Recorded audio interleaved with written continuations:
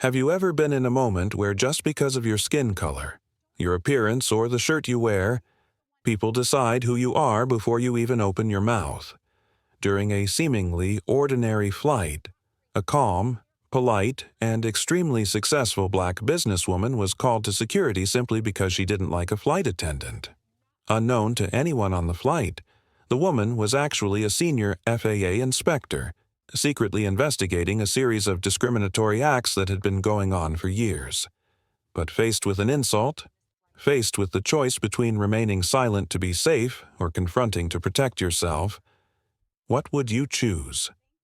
And if it were you, when wrongly accused in the midst of a staring crowd, would you keep your cool or would you collapse in the face of injustice? A story not only about power and truth, it is a mirror that reflects our own memories, the times we were wrongly judged, the times we asked ourselves, if only I had been strong enough to stand up. If the story touches you, please like, share, and subscribe to the channel to join the emotional journey behind. The jet bridge was too quiet for a busy afternoon at Los Angeles International Airport. The overhead lights flickered with a cold, humming buzz, and the sharp scent of metal and jet fuel drifted in from the open aircraft door behind the officers. People usually walked through a jet bridge without noticing it, but today it felt like a tunnel designed to hold its breath, and in the center of it all stood a black woman in a soft gray hoodie, her hands loosely resting behind her back. She wasn't cuffed, not yet, but the posture gave that illusion. Her face was calm, too calm. A kind of quiet that made the officers shift their weight, unsure. Officer Hale cleared his throat. "Ma'am, we need you to wait here." The woman lifted her eyes to him. Soft brown eyes. Steady. "Of course," she said, "I'm not resisting anything." Her tone wasn't defensive. It wasn't angry. It was almost weary. A few feet away, leaning with one shoulder pressed against the wall, stood a woman with a hard face and an even harder smirk. Karen Whitmore, the lead flight attendant of Sky Nova Airlines. Her navy blue uniform was crisp, her blonde hair coiled into a tight twist, not a strand out of place. She crossed her arms confidently, chin raised as if she were the one in charge of the jet bridge. "That's her," Karen announced, pointing dramatically. "That's the woman who created the security threat on board." She said it loud enough for the officers and for the world to hear. Officer Hale glanced back at her, then at the woman in the hoodie. He had heard Karen's full report over the radio disruptive passenger, non-compliant, filming crew, possible security probing behavior. He'd heard those accusations before. Most of the time they were misunderstandings. Sometimes they were exaggerations. But Karen had sounded convincing, almost frantic. Still, something about the woman in front of him didn't match that description. She didn't look like someone who'd been yelling or fighting. She didn't look scared, either. Just tired. A small group had formed near the aircraft door, other flight attendants whispering to one another, the captain standing stiffly with his hat pressed to his chest, and a handful of passengers who had refused to keep walking until they saw what happened next. The woman in the hoodie turned her head slightly toward Karen. She didn't raise her voice. She didn't step forward. She just spoke with a calm that cut through the charged air. "You're making a mistake you can't take back." Karen scoffed. "Oh, please, don't start playing the victim now." The woman blinked once, slowly. "No, I mean it. You have no idea what you're doing." Her voice was low, controlled, like someone who had been forced to swallow 100 injustices in her lifetime and had learned to carry them quietly. Someone who had learned that anger wasn't always the weapon. Sometimes the truth was. The officers exchanged glances. Down the length of the jet bridge, a ripple of whispers rose as Captain Daniel Foster stepped closer. His face was pale, drawn tight, like a man realizing he might have taken a wrong turn miles ago. "Ma'am," he began carefully, "we just need to understand what happened on board. Whitmore reported I know what she reported.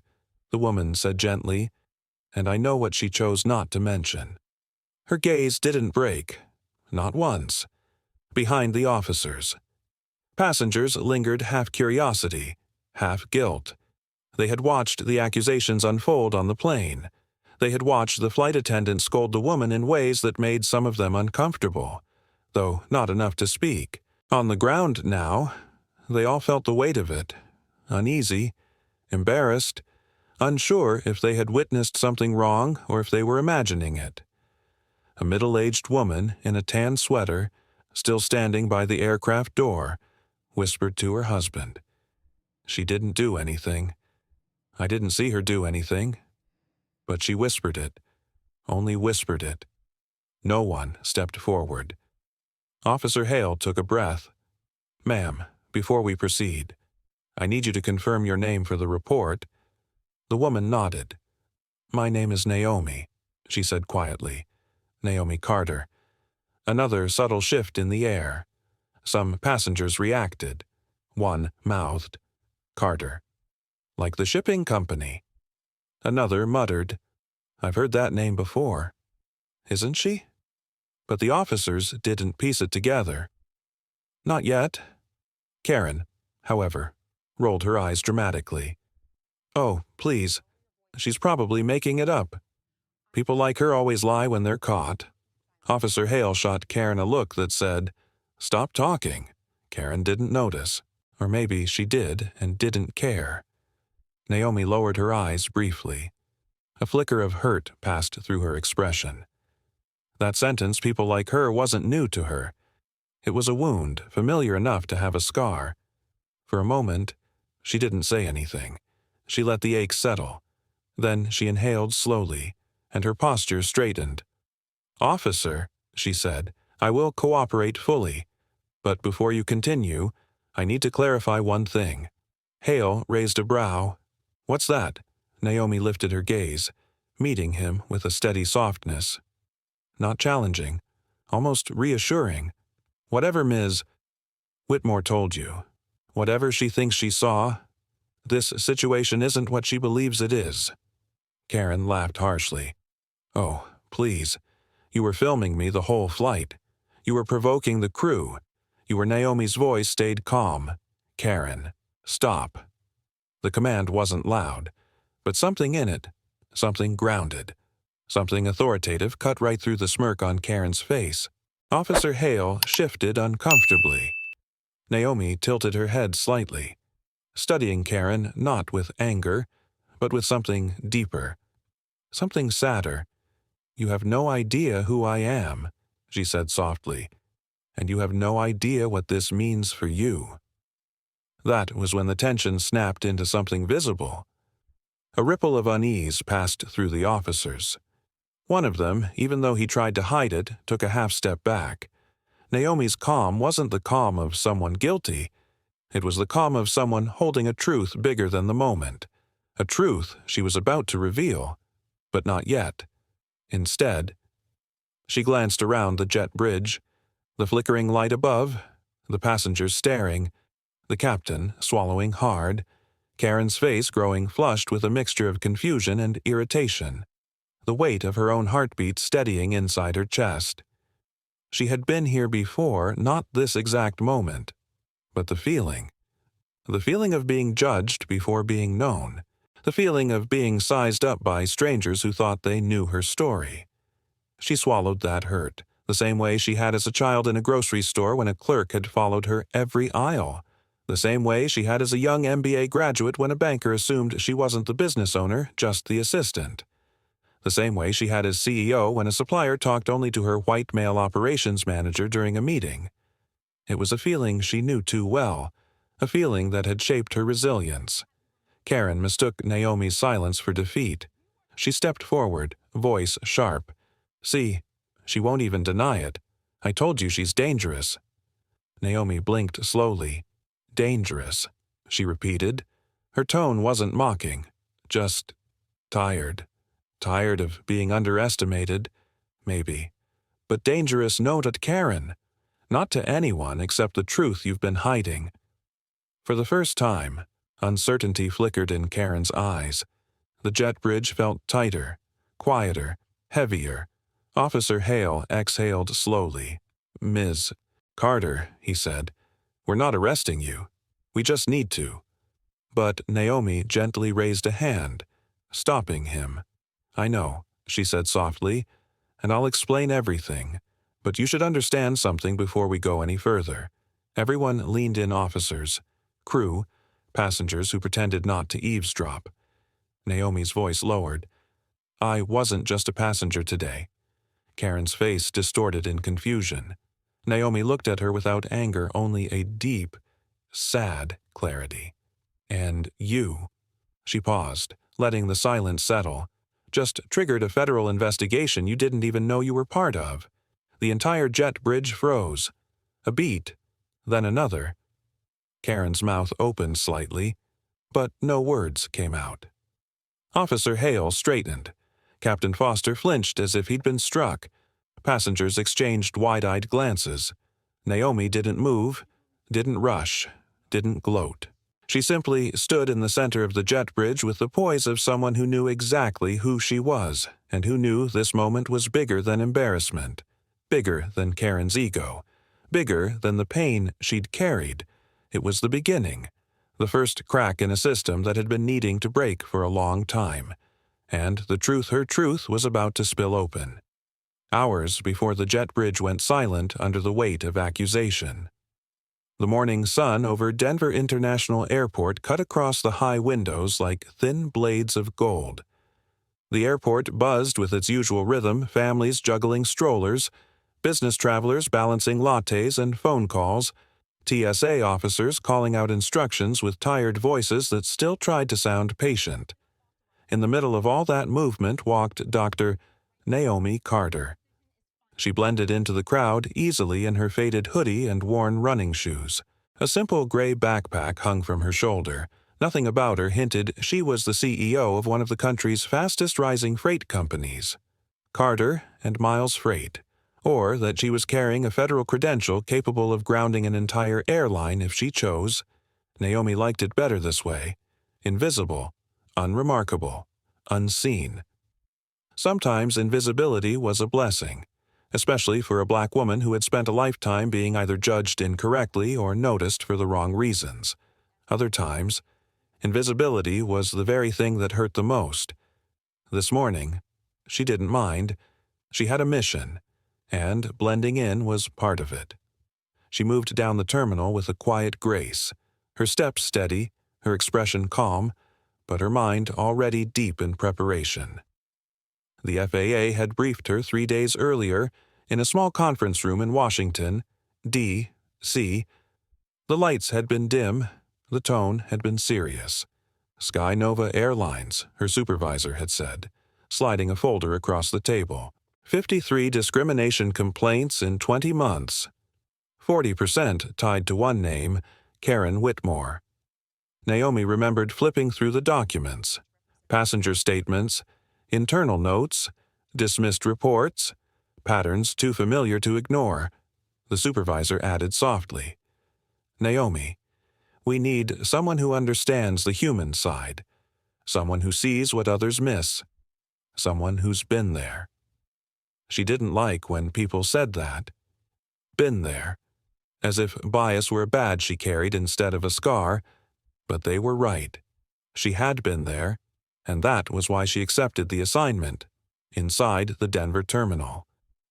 Naomi paused near a large window overlooking the runways. She watched a 737 glide across the concrete with the kind of elegance people rarely notice. To most travelers, planes were loud machines necessary, functional. To her, they had always been something else: freedom, movement, a promise that the world could be bigger than the painful places she had come from. Her mother used to point at the sky whenever a plane flew overhead. "One day, baby, you're going to fly farther than you think." Back then, Naomi thought her mother meant physically. Now she understood it was something deeper. She checked her boarding pass again. Sky Nova Airlines. Flight 227 to Los Angeles. Boarding in 40 minutes. She took a breath and continued walking. As she moved through the terminal, A man in a dark business suit bumped into her shoulder, hard enough to jolt her. Naomi stepped back with a soft, "Oh, excuse me." The man didn't even look at her. He just kept walking, adjusting his earbuds. A familiar warmth rose in Naomi's chest, the warm sting of being disregarded. But she let it settle. She'd learned to push through moments like that without letting them carve too deeply. Her phone buzzed. It was a message from her COO. "Miles the Miles in Carter and Miles Freight. You safe? Let me know when you land. Don't forget your meeting with the board next week." She typed back, "All good. We'll update later. And don't worry, I'll be there." After sending the message, she hesitated. Her thumb hovered above the screen. She almost wrote, "Pray this mission goes smoothly." But she didn't. She had learned to pray in different ways, silently, in action, in the steady calm of a breath held at the right moment. Near gate C-34, she found an empty seat. She sat down, folded her hands in her lap, and let the world of the terminal move around her. She studied people the way she always did, gently, attentively, noticing the small things, the elderly couple sharing a muffin, the teenage girl clutching her backpack like a shield, the little boy who kept pressing his face to the window, the exhausted nurse in scrubs sipping black coffee like it was survival. These were the people she cared about, the ones she protected, even if they never knew her name. Because people deserved fairness even in the sky. She looked down at her own hands, resting quietly. She had built an empire with them, signed contracts worth millions, led teams, spoken on global stages, fought through barriers designed to hold her back. But today, those hands would hold something more dangerous than power. They would hold truth. And truth, she knew, could burn. An overhead announcement broke her thoughts. SkyNova Airlines Flight 227 now boarding pre-boarding groups. She stood, took a slow breath, and then noticed something subtle but telling. A small skirmish at the check-in counter. A young Latino father carrying a toddler was trying to scan his boarding pass. Karen Whitmore, the lead flight attendant, was already there. Her voice wasn't raised, but it was sharp, too sharp for a simple misunderstanding. "No, sir, that stroller is oversized. You must check it in before security." But the agent at the front said the father began. Karen waved a hand dismissively. "They were wrong, and you're now delaying boarding." The man's shoulders slumped. His daughter blinked sleepily, her small fingers gripping his shirt. Naomi watched closely. Karen's posture, her tone, the impatience in her eyes, an impatience that wasn't present when she helped a tall, white businessman a few moments earlier, laughing with him as she printed a new boarding pass. Naomi lowered her gaze and exhaled slowly. There it is, she thought. The first crack. She stepped into the boarding line. Not too close, not too far. Close enough to see, far enough to remain unnoticed. When it was her turn, she offered her boarding pass with a neutral smile. Karen didn't return it. She didn't smile at all. She scanned the pass, barely glancing at Naomi. "Bag too big," she murmured. "My bag fits under the seat," Naomi replied calmly. Karen didn't answer. She simply tore the pass, handed it back without eye contact, and turned to the next passenger. A small gesture, almost invisible. But Naomi felt it like a cold draft slipping under a door. As she walked down the jet bridge in that moment, she felt the familiar ache in her chest, not fear, not anger, something heavier, the heaviness of recognition. She had seen this kind of disregard before. She had lived it, over and over again. But she also felt something else. Resolve. Today. She wasn't just a woman walking onto a plane. She wasn't just a CEO in a hoodie. She wasn't just a black traveler being underestimated. She was the mirror. And Karen Whitmore was about to see her reflection. The jet bridge leading onto the aircraft felt cooler than the terminal. A narrow metal throat humming with recycled air. Naomi stepped quietly. letting the crowd move ahead of her. Her hoodie brushed lightly against her arms as she adjusted her small gray backpack, the same one she'd carried through a dozen undercover missions. But today felt different. Not because of the case, not because of the 43 pages of complaints she'd studied, not because of the FAA assignment. It felt different because she already sensed the tension that would shape the day, the unspoken shift in temperature that happened whenever someone like her stepped into a space where they weren't expected, or weren't wanted. Her footsteps softened as she reached the aircraft door. The metallic flooring changed to soft carpeting, and a faint whiff of brewed coffee and disinfectant drifted toward her. And there she was. Karen Whitmore, the woman from the file, the woman from the briefings, the woman whose name appeared again and again in passenger complaints. Karen stood at the entrance like she owned the air, her uniform perfectly pressed, her posture military straight. She greeted the white businessman ahead of Naomi with a warm, rehearsed smile. "Good morning, sir. Welcome aboard," she chimed. "We'll take great care of you today." He chuckled, adjusting his expensive leather briefcase. "Thanks, Karen. Always a pleasure flying with Sky Nova." She gave him a look that almost bordered on adoration. Then the man stepped aside, clearing the space, revealing Naomi. Karen's smile vanished instantly. It wasn't slow, it wasn't subtle. It was like someone flipped a switch inside her. Her eyes scanned Naomi from hoodie to shoes, one quick, dismissive sweep. She didn't say hello. She didn't say welcome aboard. She didn't say anything. Karen's fingers tore Naomi's boarding pass stub with unnecessary force. The sound sharp like a small insult. She pushed the pass back into Naomi's hand without looking at her. Naomi accepted it gently. There was no point responding. Not yet. Her mission wasn't to fight. It was to observe, to document, to reflect back the truth. But the sting of being disregarded, the immediate categorization, the silent profiling echoed somewhere deep inside her chest. It was a pain she had learned to hold with steady hands. She stepped past Karen, walking down the narrow aisle of the plane. Row 12, row 18, row 21.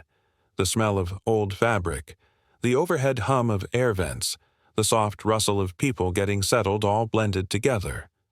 She reached row 24, her assigned seat, a man in the window seat, mid-30s with earphones, glanced at her briefly but didn't smile.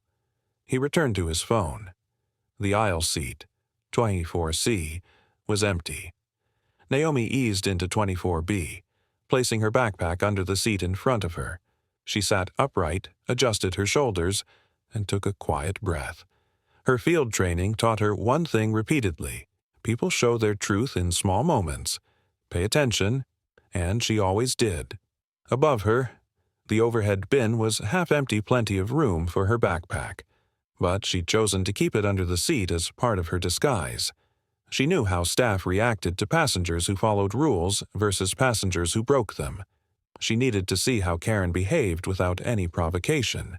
But even as she settled in, that faint vibration of wrongness didn't go away, the same vibration she'd sensed at the gate. Across the aisle, a middle-aged woman in a navy blazer leaned over to whisper to her husband. "I don't know why she talked to that family like that," the woman murmured. The stroller wasn't even big. Her husband shrugged. "Maybe the rules are strict." Strict? Yes. That was always the excuse. Naomi glanced down at her hands. Strong hands. Steady hands. Hands that had pulled her company through economic downturns and industry turbulence.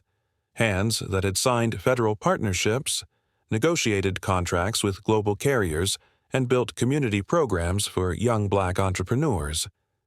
Today, those hands lay quietly in her lap, calm, but ready. She felt a shift in the aisle as Karen began walking down toward the rear. Her heels clicked with a kind of authority that almost became a performance. She checked seat belts, straightened blankets, ignored the passengers she didn't care for, and lavished attention on the ones she did. When Karen reached row 23, she paused, her eyes catching the overhead bin above Naomi.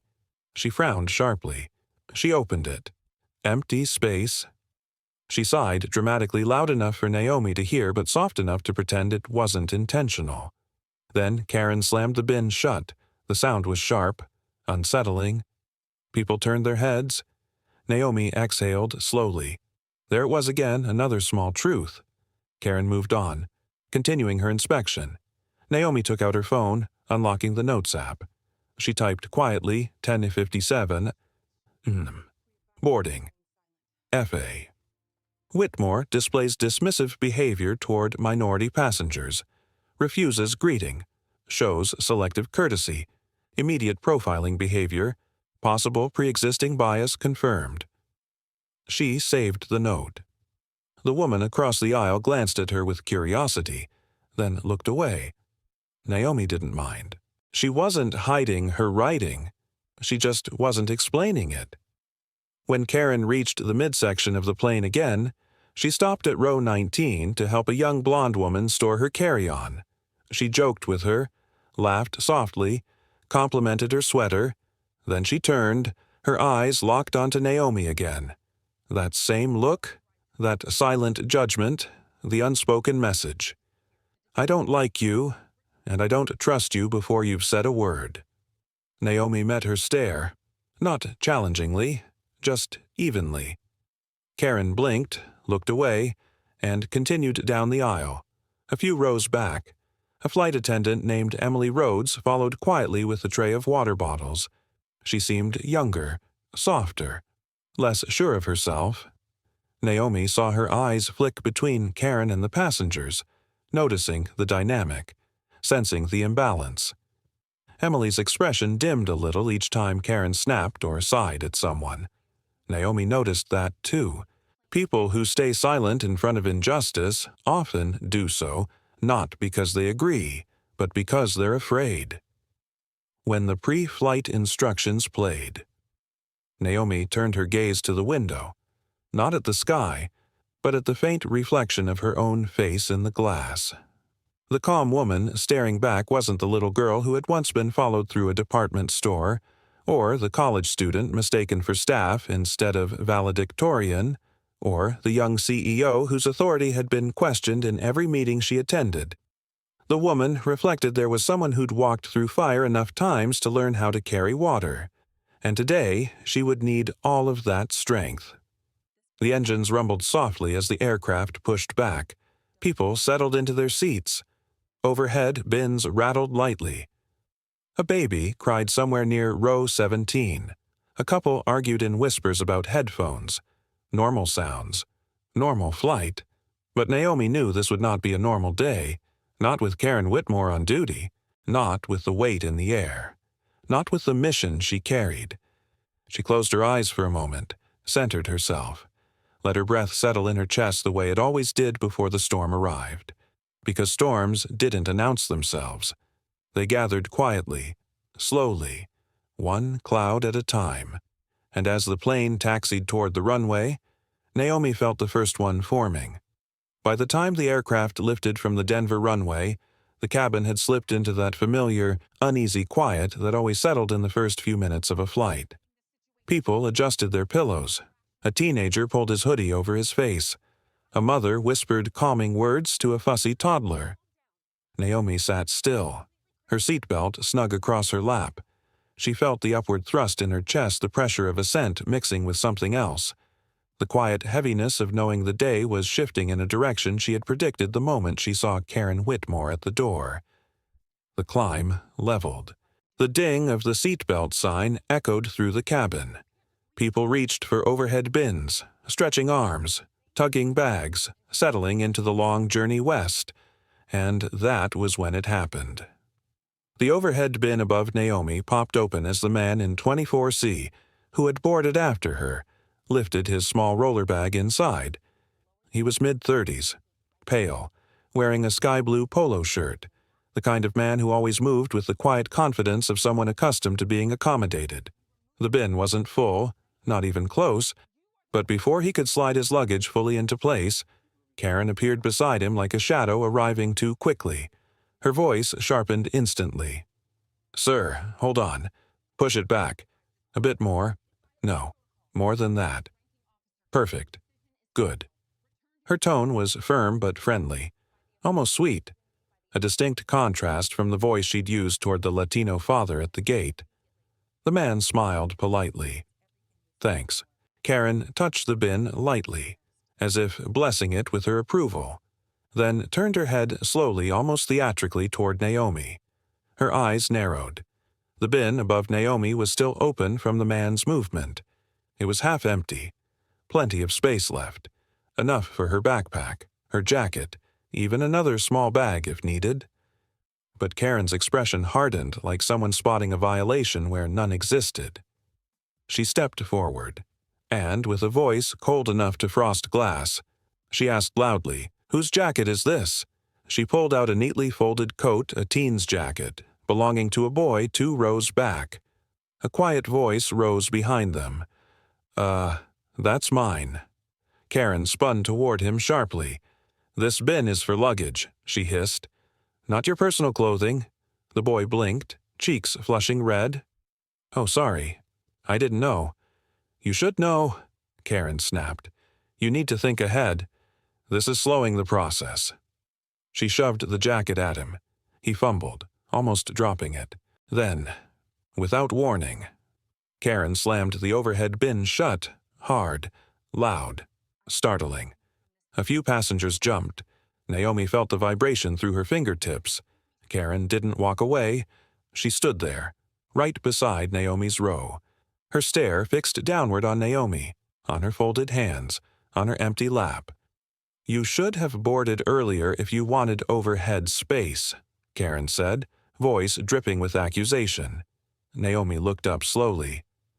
"My bag fits under the seat," she answered gently. "Well," Karen replied, "then keep it there." Her tone left no room for interpretation. The bin was closed, and it would stay closed, even though it wasn't full, even though there was space, even though the rule she claimed did not exist. Naomi felt the familiar ache rise in her chest, the quiet hurt of knowing she had been targeted for reasons that had nothing to do with rules. Not because of the bag, not because of boarding late, but because of her, a black woman in a hoodie, unassuming, unthreatening. An easy target for someone who liked feeling powerful. She breathed slowly through her nose, grounding herself. She didn't respond. Not yet. Her assignment demanded patience, but her silence didn't please Karen. Not at all. The flight attendant stepped closer, leaning slightly into Naomi's personal space, her voice lowered into something more dangerous, something that wasn't meant for passengers around them, but meant to cut only Naomi. "Are you going to be a problem today?" Karen asked. Her breath smelled faintly of mint. Her words carried the weight of a threat. Naomi's shoulders softened. She met Karen's eyes with calm, not submission, not fear, but calm. "No," she said softly. "I'm not here to cause trouble." Karen's lips curled. "Good." She turned abruptly and strode down the aisle, her heels clicking like punctuation marks. Naomi exhaled, long and slow. She looked around the cabin. The man in 24C was pretending to read a magazine, but his eyes kept flicking toward her with unease, like she had done something wrong simply by existing in the path of the wrong flight attendant. The teenage boy 2 rows back held his jacket in his lap, eyes still downcast. A woman across the aisle offered Naomi a sympathetic glance, then looked away quickly as if afraid Karen might catch her looking. Everything was so quiet. Too quiet. This was how bias worked, not always with shouting, not always with slurs, but with tone and posture and rules applied only to certain people. Naomi opened her phone, typed another note, 11:05 a.m. Overhead bin. FAA Whitmore claims bin full despite visible space, denies access without cause, directed comments in hostile tone, targeted behavior aimed specifically at me. She paused, her thumb hovered over the keyboard. Then she added the line she didn't want to write but knew she had to. pattern of selective enforcement consistent with previous complaints. For a moment, her heart felt heavier than her body. She placed the phone face down on her thigh. She told herself to breathe. Her mother always used to say, "Not every battle is yours to fight, but some battles are yours to witness." Sitting there in the dim cabin light, Naomi wasn't fighting yet. She was witnessing, recording, letting the truth gather like storm clouds. A few rows up, a flight attendant, Emily Rhodes, walked quietly toward the rear galley. She passed Naomi with a timid smile, small and apologetic, as if she wished she could undo what she had just seen but didn't know how. Naomi watched her go. She remembered being young, early in her career, tiptoeing around authority, afraid to speak even when she saw someone treated unfairly. She knew that feeling. She didn't judge Emily for it, but she noted it. The cabin lights dimmed to a soft glow as the plane leveled at cruising altitude. Naomi rested her head lightly against the seat. She let her eyes close not to sleep, but to steady the emotions pressing against her chest. Anger, hurt, resignation, memory. They all swirled inside her like an ocean she had learned to sail, but never fully calmed. And beneath all of it, quiet. Unwavering was something else. Purpose. She would need it, every ounce of it, because the day wasn't done with her, not even close. As she opened her eyes again, she caught Karen at the far end of the aisle watching her. A long, cold stare that lingered 1 second too long. The storm wasn't forming anymore. It was already here, and Naomi knew the worst was still ahead. 20 minutes into the flight, the cabin settled into that familiar mid-air quiet, the kind where engines hum softly beneath everything. Conversations fade into whispers, and the thin light filtering through the windows feels almost like a blanket. Naomi sat still, her hands resting on her lap. Her mind, however, was anything but still. She told herself to breathe, to remain steady, to observe.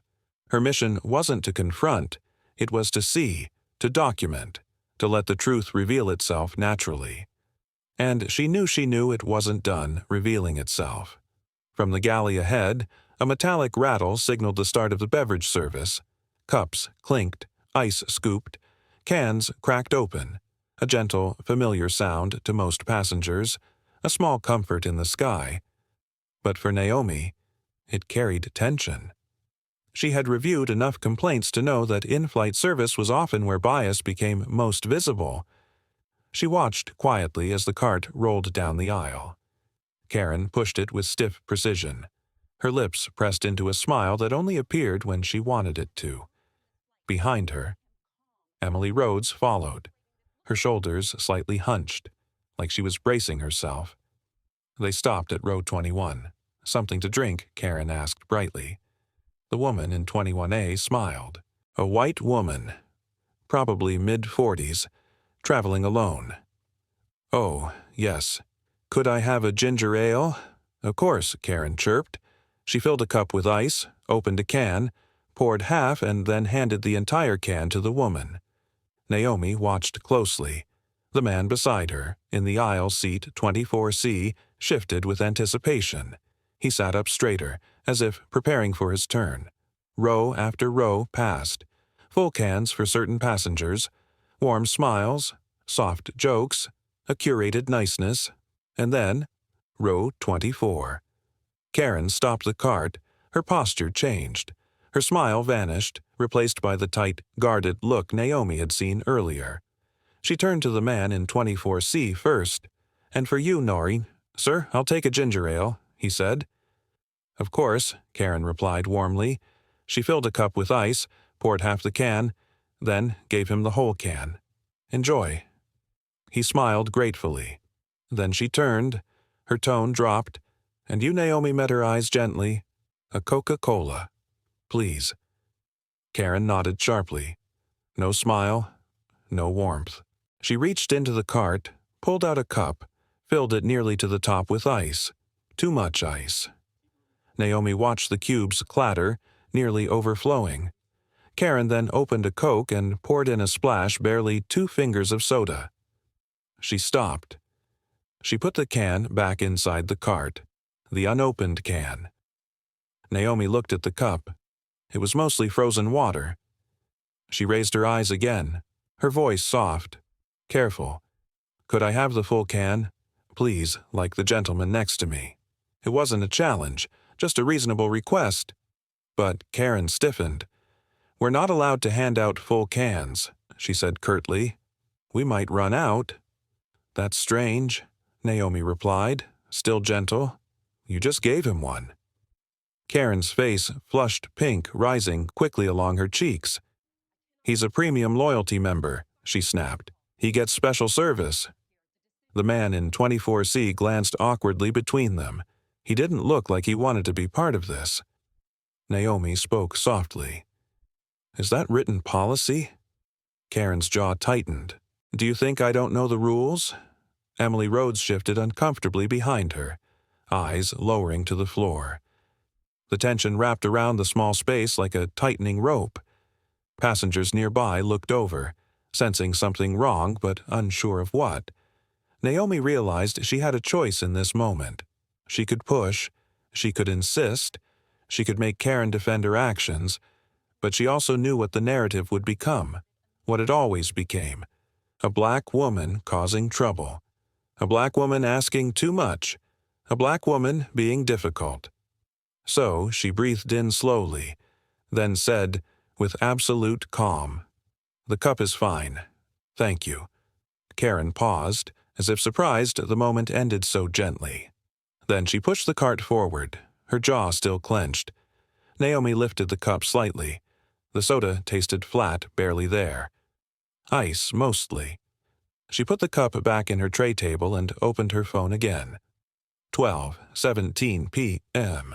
Beverage service. FAA Whitmore provided full cans to selective passengers. Denied same to me with false justification. Tone hostile. Differential treatment observed. She hesitated. Her thumb lingered above the screen. There was a familiar pain in her chest, not sharp, but heavy, like carrying a weight for too long. This wasn't about soda. It was about dignity, about what it meant to be seen or not seen. She saved the note. Across the aisle. The man in 24C gave her a brief, apologetic glance. She didn't blame him. He hadn't done anything wrong. He was just evidence.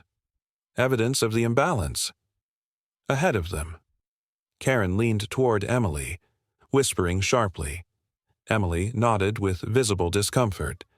Naomi watched the exchange intently. Emily caught Naomi's eyes for a split second. Her expression was conflicted guilt, confusion, fear. Naomi offered her a small, understanding nod. Emily looked away, biting her lip.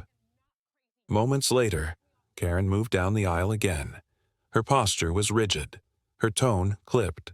She checked seatbelts with unnecessary force, closed bins louder than needed, glanced over her shoulder repeatedly toward Naomi's row.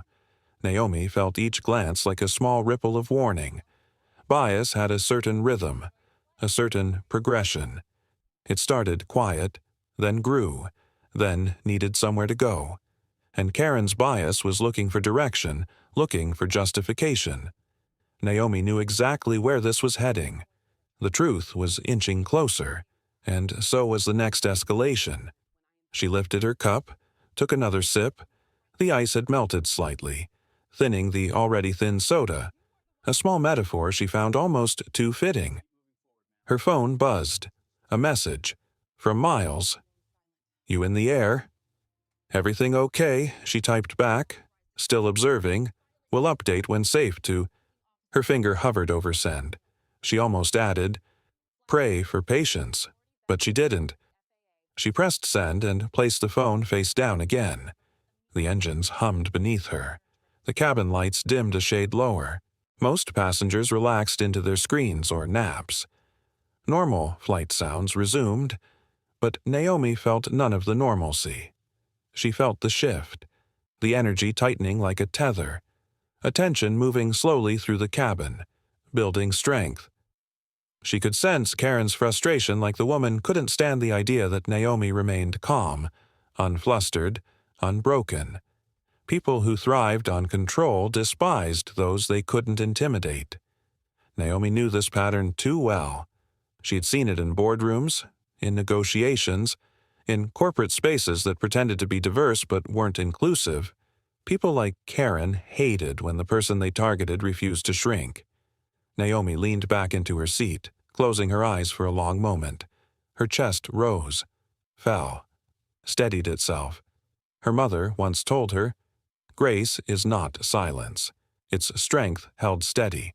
So she held her strength steady, because she sensed the shift coming, the next incident, the next moment, the next line Karen would cross. And when it came, Naomi would be ready. Cruising altitude always created a certain hush inside the cabin, a kind of suspended quiet, half comfort, half confinement. Naomi felt it settle over the passengers around her like a thin blanket. People scrolled through seat-back screens, whispered softly, rested their heads against windows, but even in the calm, she sensed the tension tightening, subtle, invisible, the way a storm creeps in through the smallest crack. She closed her laptop after finishing a few lines of her field report.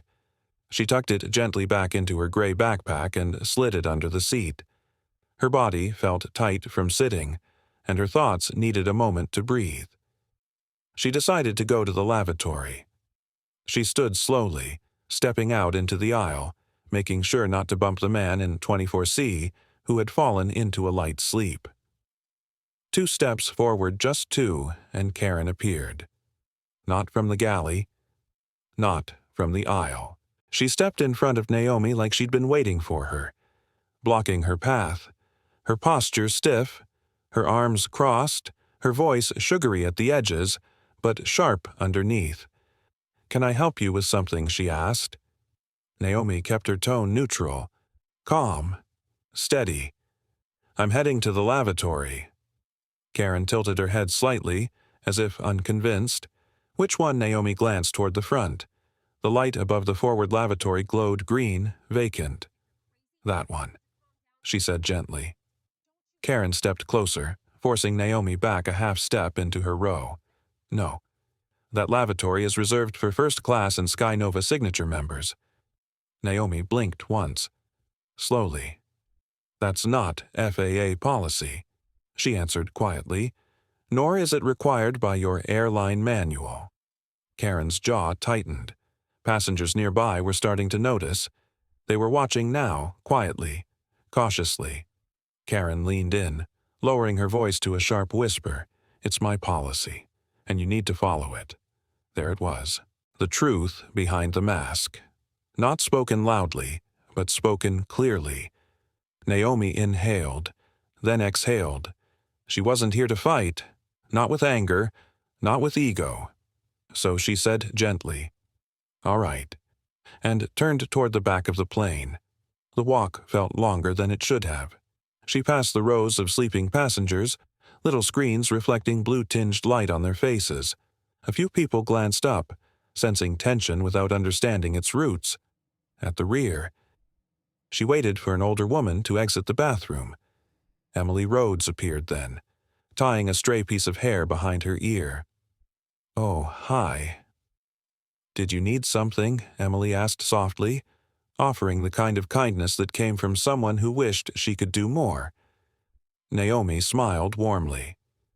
"No worries. I'm just waiting for the lavatory." Emily nodded and stepped aside. When the bathroom opened, Naomi slipped in. The small space felt a world apart from the aisle. She splashed cool water on her hands and stared at her reflection in the tiny mirror. Her own eyes looked back at her steady, grounded, but tired in a way she rarely allowed herself to be. She whispered internally, "Breathe. Naomi. Observe. Don't let it become personal." But it was personal, in ways she wished it wasn't. She dried her hands and stepped back into the aisle. When she returned toward her row, She noticed something immediately. Karen had left the drink cart in the middle of the aisle, unattended, parked sideways, blocking the way, a clear violation of procedure. It forced Naomi to sidestep, pressing herself against a row of seats as she squeezed by. A man muttered an apology as she brushed past him. She offered a small smile in return. Still, she kept moving. When she reached her seat and sat down, she resisted the urge to sigh. Instead, she reached for her phone. She typed quietly 1:45 p.m. Lavatory access denied. FAA Whitmore enforced non-existent first-class-only rule. Forward, lavatory vacant. Clear selective behavior. Cart left unattended blocking aisle. Safety concern. She had barely finished the last word when she felt a shadow. Karen stood over her again. The hostility radiating off her was no longer subtle. "What are you doing?" Karen demanded, loud enough for nearby passengers to hear.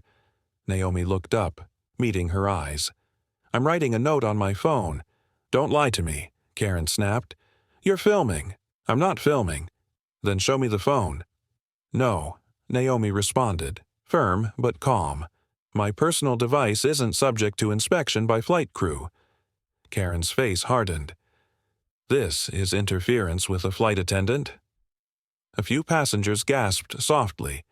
Someone whispered, "Is she serious?" Naomi remained still, grounded. "I have not interfered with anything," she said gently, but Karen's expression had shifted into something uglier, something triumphant, as if she had finally found the excuse she was looking for. She grabbed the in-flight phone. Naomi's pulse slowed, not from fear, but from recognition. She'd seen this before. Too many times. The pattern was unfolding exactly as predicted. Karen spoke into the receiver, loud and dramatic. "Captain Foster, this is Flight Attendant Whitmore. I have a situation with a non-compliant passenger in row 24. She's refusing orders and filming crew members. I believe she may be a security threat. I'm recommending law enforcement meet the aircraft on landing." The words struck the cabin like a sudden drop in altitude. Passengers went rigid. Mothers held their children closer. Someone whispered, "Oh my God." Naomi didn't move, didn't blink. Karen stared at her with cold satisfaction. There was no facade anymore, no professionalism, no mask. Just prejudice wearing a uniform. Naomi lowered her gaze, letting the moment sit heavy inside her chest. She didn't react outwardly, but inside, a quiet strength rose through her ribs like warm steel. She reached into her backpack not quickly, not dramatically, and lifted her secure FAA phone. She typed a single coded message, Alpha 2227. "Stand by at gate." She hit send. The reply came almost instantly. "Confirmed. LAX Federal Security notified." Karen didn't know the world she had just stepped into. She didn't know the woman she had decided to target. She didn't know that every lie, every microaggression, every fabricated accusation had just become evidence. And not evidence in a customer complaint, evidence in a federal case. Naomi placed the phone back in her backpack slowly, with intention. She looked forward, eyes steady, hands calm. The storm was no longer approaching. It had begun. The cabin usually hummed with harmless sounds, pages flipping, headphones rustling, a baby fussing, someone quietly unwrapping a snack. But after Karen's dramatic call to the cockpit, that hum transformed into an unnatural quiet, a suffocating quiet, like everyone had swallowed the same breath and forgotten how to release it. Naomi felt the shift instantly. Voices dropped, heads turned. A collective tension spread through row 24 like a cold draft. She didn't move, didn't speak, didn't defend herself. Her body remained still, but inside, she felt the familiar ache she'd known too many times in her life. The ache of being misunderstood, accused, judged before any truth was spoken. Across the aisle, a woman clutched her purse closer. A teenager removed his earbuds. eyebrows raised. The man in 24C shifted away from Naomi, subtly inching toward the aisle as if she carried something contagious. He didn't look angry. He looked afraid. That hurt more than anger would have. Karen hung up the receiver with a dramatic sigh and turned to the cabin with an expression that could only be described as performative concern. "Ladies and gentlemen," she said loudly, "everything is under control. Please remain calm." No one had panicked until she told them to remain calm, but it didn't matter. Her tone suggested that Naomi, quiet, composed, sitting alone, was dangerous. Naomi felt the sting, sharp as glass. She lifted her eyes toward the window, trying to ground herself in the clouds outside. They drifted by slowly, soft and white, indifferent to the chaos forming inside the fuselage. "Stay still," she told herself. "Stay steady. Stay who you are." The captain's voice soon echoed through the speakers, sounding rigid, formal. "Ladies and gentlemen, this is Captain Daniel Foster. We have been made aware of a situation regarding a passenger. For everyone's safety, we ask that you remain seated for the remainder of the flight. Law enforcement will meet the aircraft upon arrival." That was it. No questions, no verification, just belief in the wrong person. A lifetime of progress, respect, and accomplishment, reduced to a situation because one woman decided she deserved to be believed more than Naomi did. The plane suddenly felt colder. A whisper behind her broke the silence. I knew she looked suspicious. Naomi closed her eyes briefly, not in anger, not in defeat, but in a quiet, grieving sadness. Bias didn't need facts. Bias didn't wait for truth. Bias didn't care about calm voices or steady hands. Bias only needed one spark, and Karen had lit it. Emily Rhodes, the junior flight attendant, stood a few rows back. Naomi noticed her face pale, troubled, conflicted. She kept glancing between Karen and Naomi, her hands twisting nervously. She wasn't part of this, but fear had a way of silencing people who meant well. Karen strutted down the aisle like she'd just saved the plane from catastrophe. "Everyone remain seated," she repeated dramatically. Her gaze swept across the rows, and when it landed on Naomi, it hardened. A flicker of triumph flashed in her eyes, and that was the moment Naomi understood.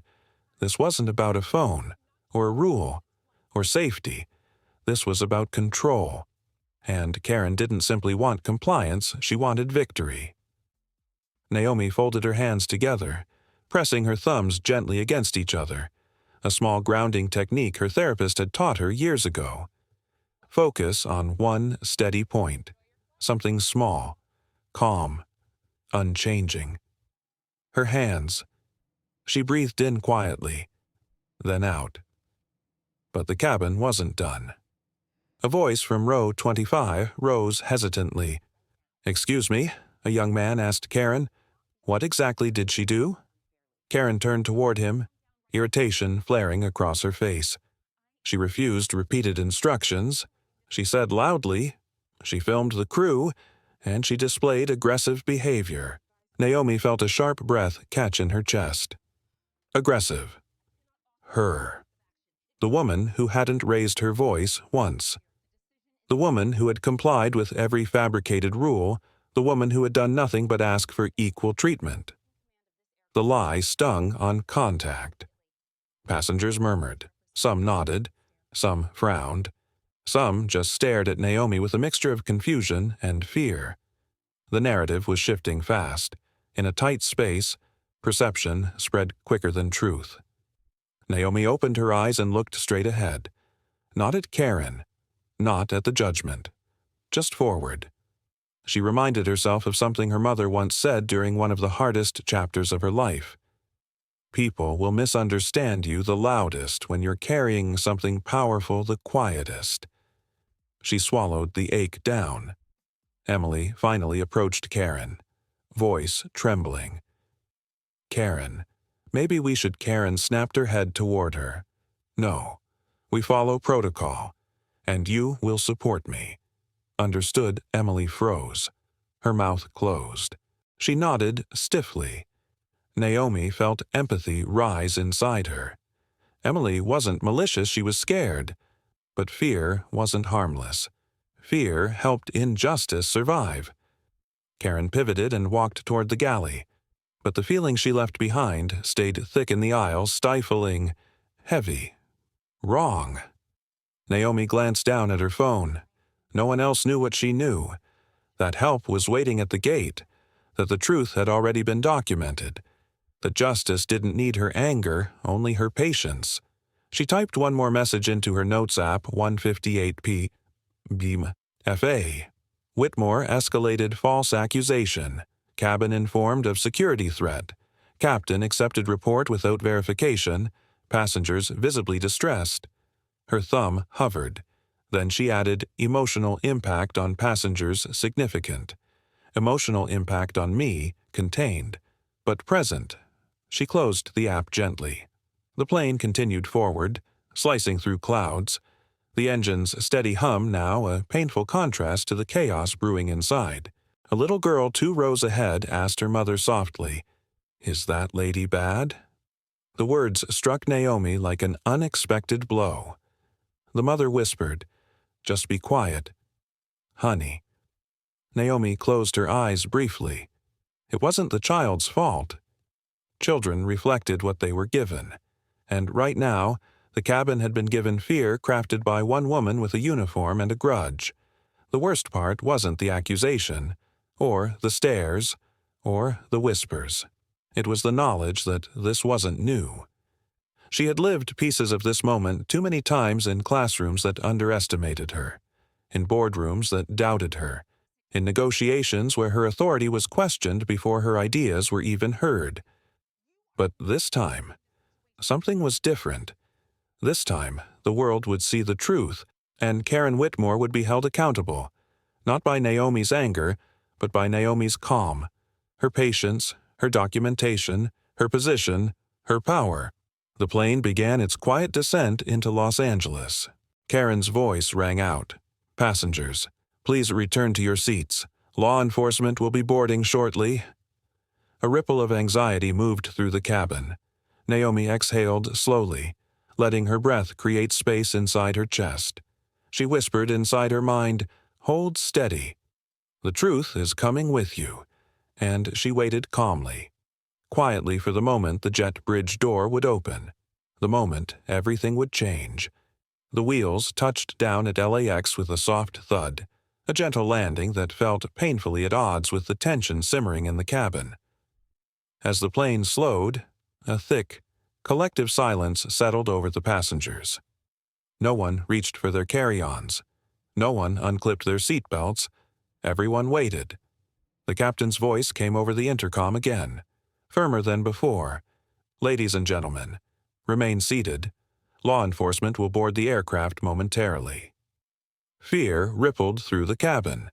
Some passengers exchanged uneasy glances. Others leaned away from Naomi as if she carried danger in her shadow. Naomi sat still, poised, her hands resting on her lap, grounded in that familiar, quiet strength. The only movement came from her steady breath. She refused to shrink. Karen Whitmore stood at the front of the aircraft, shoulders back, chin lifted. She looked almost proud, like this moment validated her, like she had protected the plane from a threat only she could see. Her uniform was immaculate, her hair perfectly arranged, her expression tightened with self-righteous certainty.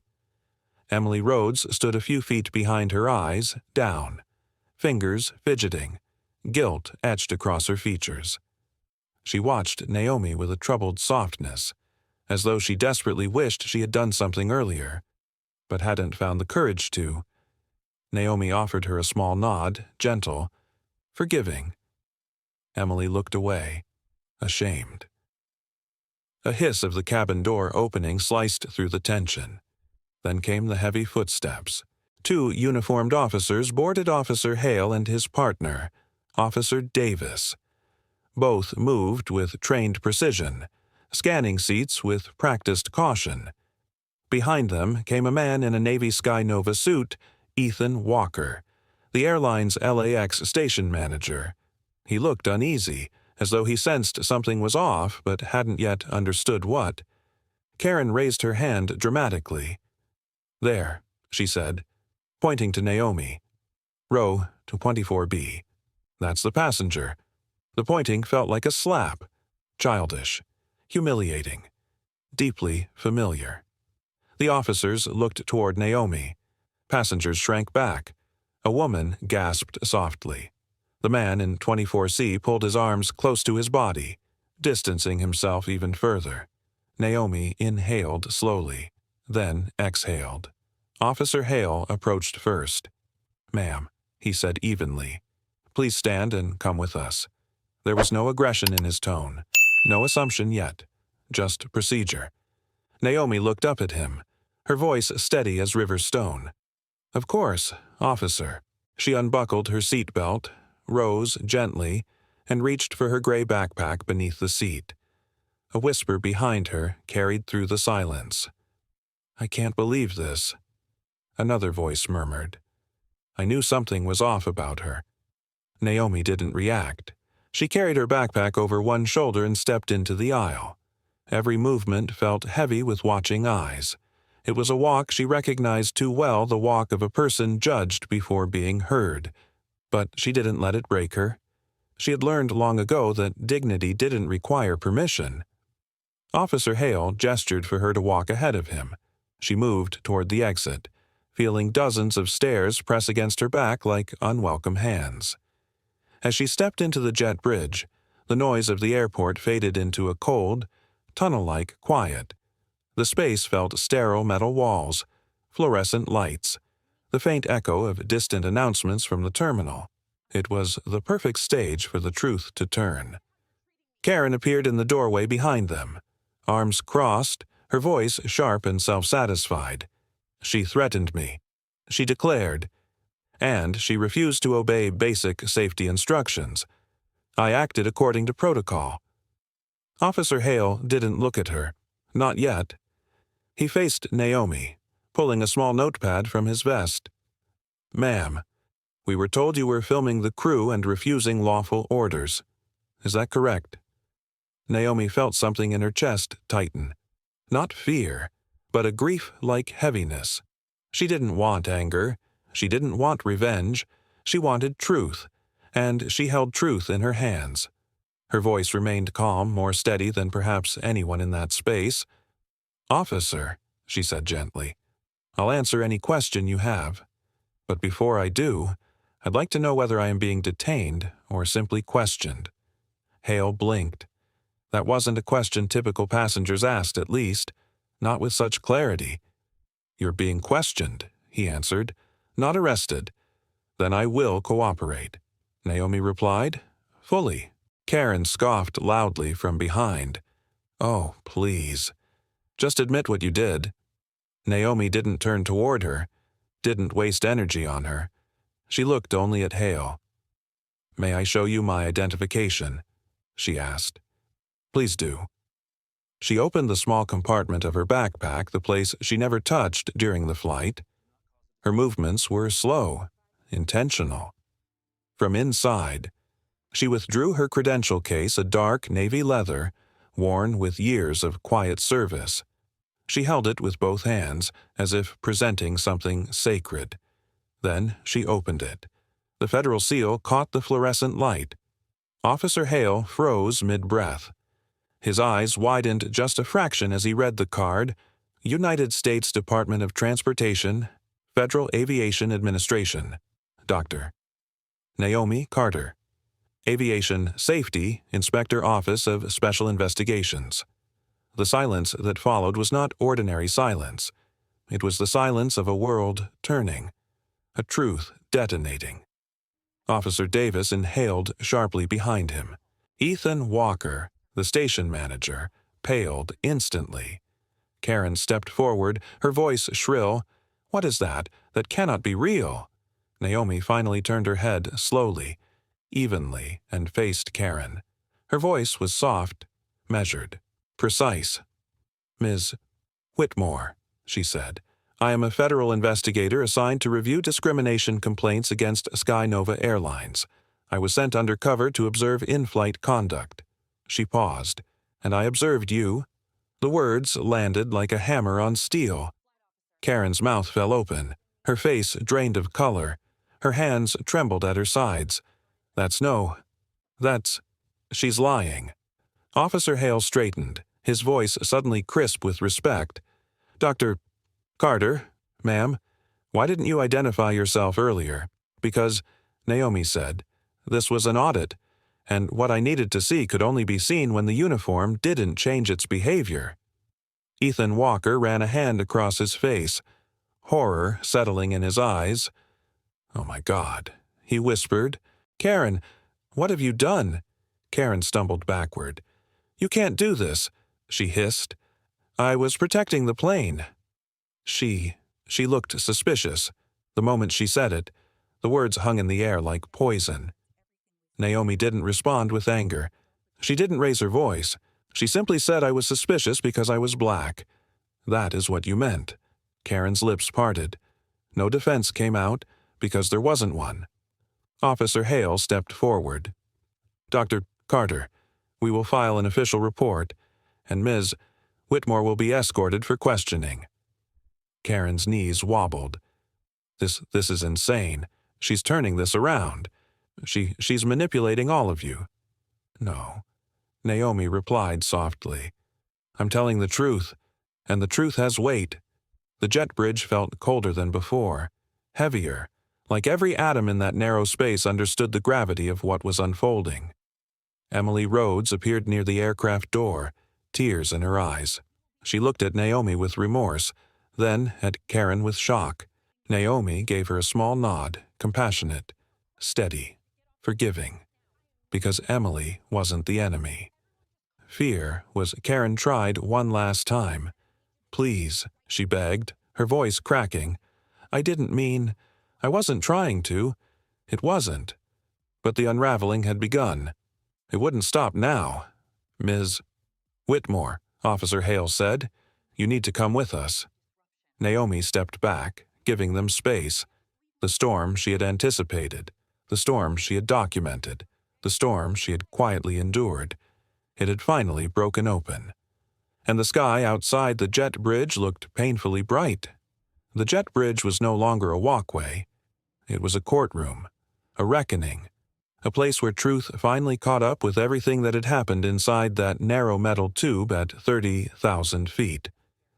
Karen Whitmore stood trembling, her arms hugging her sides as if trying to hold herself together. Officer Hale and Officer Davis flanked her, not aggressively, but firmly enough to make it clear she wasn't free to wander off. Naomi remained calm, centered, steady. Her presence in that quiet, tense space felt almost like an anchor. Not heavy, not intimidating, just grounded. Ethan Walker, the Sky Nova station manager, took a shaky step forward. "Dr. Carter," he said, voice cracking with embarrassment, "please allow us to escort you to a private area for your statement. We owe you that. We owe you far more." Naomi nodded gently. "I'll cooperate in whatever manner you require." Her voice was soft, but it carried weight, far more weight than Karen's frantic protests, which had devolved into incoherent sputtering. Emily Rhodes, hovering near the doorway of the aircraft, wiped her eyes. She looked torn between shame and relief, ashamed she hadn't spoken earlier, relieved that the truth had finally surfaced.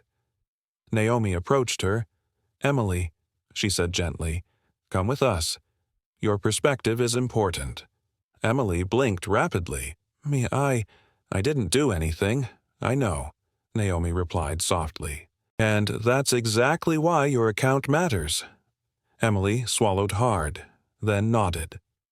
Officer Hale motioned toward a small private area just off the jet bridge, a room typically used for airline staff meetings or quick briefings. This morning, it would serve as the stage where truth would begin its work. The room smelled faintly of coffee and sanitizer. A round table sat in the middle, surrounded by mismatched chairs. Naomi chose a seat at the far end not to dominate the space, but to create room for clarity. Officer Hale placed a recorder on the table. For documentation purposes. We'll record everything, he said. Naomi nodded. Karen sat opposite her, hands shaking, lips parted in disbelief. She looked like someone whose world had been ripped away but who still didn't fully understand how it had come to this. Ethan sat beside her with a legal pad. His hands couldn't stay still. They kept fidgeting with the pen. Emily sat near Naomi, shoulders small, eyes red. Officer Hale took a breath and began, "Dr. Carter, please start from the beginning. Tell us everything you witnessed and experienced during this flight." Naomi folded her hands gently. "Of course." Her voice was steady, measured, clear. "I boarded Flight 227 at Denver International as part of an ongoing investigation into discrimination and selective enforcement practices aboard Skynova Airlines. My goal was simple: observe without influence." She paused. Ethan swallowed hard. "What I witnessed," she continued, "was consistent with the complaints filed against Ms. Whitmore over the past 2 years." Karen flinched. Naomi continued, not cruelly, but honestly. There were several key incidents. 1. The boarding interaction. Miss Whitmore greeted white passengers with warmth. She greeted me with silence and visible disdain. 2. The overhead bin incident. She claimed a bin was full when it was visibly empty. She closed it abruptly and refused me access without cause. 3. The beverage service. She provided full cans to white passengers, including the man seated beside me, but denied the same to me with a fabricated explanation. The man in 24C wasn't in the room, but the words carried his presence. 4. The lavatory confrontation. She blocked access to a vacant forward lavatory and enforced a rule that does not exist in FAA or Skynova policy. 5. The false accusation. She accused me of filming her, demanded access to my phone, and escalated the situation by labeling me a security threat. Naomi's tone did not rise. It didn't need to. Truth didn't require volume. Ethan squeezed his pen so tightly it snapped in his fingers. Officer Hale nodded slowly. "Thank you, Dr. Carter. Your clarity is appreciated." He turned to Emily. "Ms. Rhodes, please give your statement." Emily's voice trembled. I saw everything," she whispered. "And she's telling the truth." Karen jerked her head toward Emily. "You traitor enough," Officer Davis warned sharply. Emily continued, her voice stronger now. "I saw Karen treat passengers differently. I saw her watch Dr. Carter like she expected her to do something wrong. I knew it wasn't right, but I didn't know how to stop it. She's senior. She always expects us to back her." Her voice cracked. "I'm sorry." Naomi touched her hand lightly. A simple gesture. Human. Forgiving. "It's never too late to do what's right," she said softly. The room fell silent. Then Officer Hale turned to Karen. "Ms. Whitmore, your statement." Karen's eyes darted wildly. She made me uncomfortable. She snapped. She kept looking at me. She was typing on her phone. "That's suspicious. You don't know what kind of people come on these planes." I was trying to protect everyone. Naomi didn't interrupt. She didn't need to. Karen's own words were revealing everything. Officer Hale leaned forward. "So, your justification is a feeling." She refused to cooperate, Karen insisted. "That is not what the witness accounts show," Hale replied, "nor does it align with Dr. Carter's recorded notes or the behavior observed by Ms. Rhodes." Karen's breathing quickened. I was following my instincts procedures," Ethan corrected sternly. "Are not instincts." Karen's eyes snapped to him. "You're siding with her." "No," Ethan said, voice tight. "I'm siding with the truth." Karen was unraveling, unspooling right in front of them. The facade, the authority, the confidence, it all collapsed like paper in rain. She pointed at Naomi. Voice shrill. You set me up. You wanted this. Naomi blinked slowly. I wanted the truth, she said softly. Nothing more. Karen opened her mouth, but nothing coherent came out. Officer Davis wrote something in his notes. Officer Hale sighed. Ms. Whitmore, based on the statements received and the evidence provided, you are temporarily relieved of duty pending formal investigation. Your badge, please. Karen froze. No, no, you can't. Your badge, Hale repeated. Her hands shook violently as she unclipped her Sky Nova wings, the symbol she had hidden behind for years, and placed them on the table. They made a tiny metallic sound, a small noise, yet somehow it echoed through the room like a bell tolling. Naomi looked at the insignia. She didn't feel victorious. She didn't feel triumphant. She felt sad. Sad for all the years that could have been different had compassion been chosen over bias. Officer Hale nodded toward Naomi. Dr. Carter, we will write our full report. Sky Nova leadership will contact the FAA Western Pacific Regional Office within the hour. Ethan stood quickly. Dr. Carter, we will fully cooperate. And we're deeply sorry. Naomi looked at him not unkindly. This isn't about apologies, she said gently. It's about change. Her words hung in the air soft, but unmistakably powerful. As they escorted Karen away, Naomi sat quietly for a moment, allowing the room to breathe. Emily whispered, You handled everything with so much grace. Naomi smiled faintly. Grace is free, she said. We give it to ourselves when the world doesn't. And with that, she rose, calm, composed, unbroken. But she knew one thing. The storm wasn't over yet. Not by a long shot. The sun outside Terminal 4 burned through the morning haze, painting long streaks of gold across the glass walls. Inside, though, everything felt dimmer, quieter, heavier. Naomi Carter stepped out of the small interview room with her backpack slung over her shoulder. She looked composed, but there was a soft weight behind her eyes. Not exhaustion, not sadness. Something deeper. Something like the ache of remembering why her job had to exist at all. Ethan Walker hurried beside her, still shaken. Dr. Carter, he said quietly, we've arranged a private space in the executive office area upstairs. You can wait there while our corporate team prepares their response and contacts FAA headquarters. Naomi nodded politely.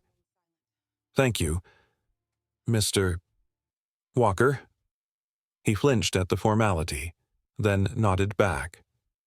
Emily followed at a short distance, unsure if she should stay close or give Naomi space. Her steps were small, hesitant, as though she feared that any sound might break the delicate balance of the morning. Behind them, 2 officers escorted Karen Whitmore away. Her face was blank shock frozen into something hollow. Her steps dragged, the weight of consequences finally pressing down. For a brief second, Naomi slowed enough that Karen's path intersected hers. Karen looked up, eyes glassy with a strange mixture of fear, disbelief, and something darker, something like wounded pride. You ruined me, she whispered hoarsely. Naomi's expression didn't harden. It didn't soften either. She simply said, No, Ms. Whitmore, you ruined the women you hurt. Today was their truth catching up to you. Karen's mouth trembled. She seemed ready to argue, ready to blame, ready to rewrite the whole story again. But no words came. Officer Davis gently urged her forward. Naomi watched her go, just for a moment, then turned away.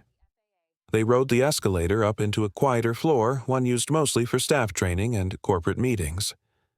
Naomi was led to a minimal break room with floor-to-ceiling windows overlooking the runway. Emily lingered near the doorway before finally speaking. Do you want coffee or tea? She offered timidly. Naomi gave a small, tired smile. Tea would be nice. Thank you. Emily practically sprinted to the counter, nervous energy still buzzing around her. She moved mechanically, pouring hot water, adding a tea bag, trying hard not to spill. Naomi sat by the window, watching a line of aircraft slowly taxi across the tarmac. Watching ground crews in fluorescent vests guide the early morning departures. Watching the choreography of an airport waking up. It grounded her in a way few things did. Ethan sat across from her. He clasped his hands together as though bracing for impact. "Dr. Carter," he began carefully. "Corporate is already asking for details. They're concerned." Naomi inhaled slowly. "I'm sure they are. They want to fix this," Ethan insisted, though his voice betrayed uncertainty. "Truly." Naomi turned her gaze from the window to him. "With respect, Mr. Walker, they want to contain it. That's different." He opened his mouth, then closed it. Because she was right. Mitigation, containment, optics. That was corporate instinct, and she had seen it too many times. Emily returned with the tea, setting it gently in front of Naomi. Naomi thanked her, and Emily sat down slowly, unsure if she belonged at the table. There was a long quiet. Not awkward, just full. Finally, Ethan broke it. "What happens now?" he asked. Naomi held the warm cup between her hands, letting the rising steam soften her breath. "Now," she said calmly, "I'll file the full federal report. The FAA will begin its internal process. Your airline will initiate its own investigation, though it will likely follow the FAA's lead." Ethan nodded. "And Karen?" he asked, though the answer already sat heavily in the room. "Her certification will be suspended immediately," Naomi said. "Depending on the findings, she may lose her credentials permanently." Emily's fingers twisted in her lap. "And me?" she asked softly. Naomi met her gaze, steady, gentle. "You chose truth," Naomi said, "and truth always has a place." Emily's eyes filled with relief, though guilt still lingered beneath the surface. She'd been part of the machine not by malice, but by fear. Fear of losing her job, fear of challenging authority, fear of being the one person who stood up. Naomi understood that fear. She had lived it herself. Different uniform, different power dynamic, but the same fear. Ethan leaned forward. "There's something else you should know," he said, lowering his voice. "One of the passengers, a young guy in row 25, he recorded Karen's reaction when you were escorted off the plane." Naomi sighed softly. Of course, the internet always arrived before the official report. He posted it online, Ethan continued. "And it's spreading. Fast." Emily's eyes widened. "Oh, no." Naomi set her tea down. How fast Ethan swallowed. 5 million views in 2 hours. Silence settled thick. Not shock. Naomi didn't shock easily, but a deep, weary understanding. This was no longer just a federal case. It was becoming a public one. Ethan whispered, "By tonight, the press will know everything." Naomi nodded. "They usually do." But Ethan hesitated. "The video, it doesn't show the investigation. It just shows you being led away, and Karen smirking. The public thinks you were mistreated. They're angry." Naomi closed her eyes briefly. A long, slow inhale. A slow, steady exhale. This wasn't what she wanted. Justice wasn't humiliation. Accountability wasn't spectacle. And public anger was a wildfire, powerful, but impossible to control once it spread. Emily leaned forward. "Dr. Carter, what do you want us to do?" Naomi opened her eyes. What did she want? Part of her, the part that carried every story of every black woman who'd been dismissed, ignored, diminished, wanted the truth shouted from rooftops. Another part, the part that had built her life on quiet perseverance, hated the idea of anyone being torn apart publicly, even someone like Karen. But above both of those feelings was something deeper. Responsibility. Not revenge, not spectacle. Responsibility. Naomi spoke softly. Handle it professionally. Not emotionally, not reactively, not through PR spin. I want the facts to speak, not anger. Ethan nodded slowly, absorbing every word. I'll tell corporate, he said. We'll follow your lead. Then, after a pause, I'm truly sorry you had to experience this. Naomi gave a tired smile. This isn't the first time, Mr. Walker, and I doubt it'll be the last. But I'm not here to be a victim. I'm here to make sure no one else has to be. Just then, Officer Hale re-entered the room. Dr. Carter, he said, FAA HQ is requesting a virtual briefing within the next hour. They ask that you remain on site. Of course, Naomi replied, but Hale didn't leave immediately. He hesitated. I just wanted to say, he added quietly, I'm sorry for how you were initially approached. We acted on the information we had, but I should have read the situation more carefully. Naomi shook her head. You followed protocol. It wasn't you who escalated. It was the report. Still, Hale looked troubled. There's a difference, he murmured, between protocol and judgment. He left the room, leaving behind a silence that felt strangely tender. Naomi finished her tea, letting its warmth settle into her chest. Outside the window, another plane lifted into the sky, its engines roaring as it ascended into the bright morning light. Emily watched it too and whispered, You think things can really change? Naomi didn't look away from the rising aircraft. I think change is slow, she said, and painful, and imperfect, but yes, I think it can. Emily nodded, hope flickering behind her eyes. Ethan straightened his shoulders. Then, let's make sure today is the start of it. And for the first time since the flight began that morning, Naomi felt a quiet sense of possibility. Not triumph, not vindication, possibility. But the day wasn't over. The storm wasn't done. The quiet upstairs office felt worlds away from the chaos unfolding across the internet. Naomi sat in the same chair by the window, watching planes rise into the sky one after another. Something about that rhythm steadied her breath.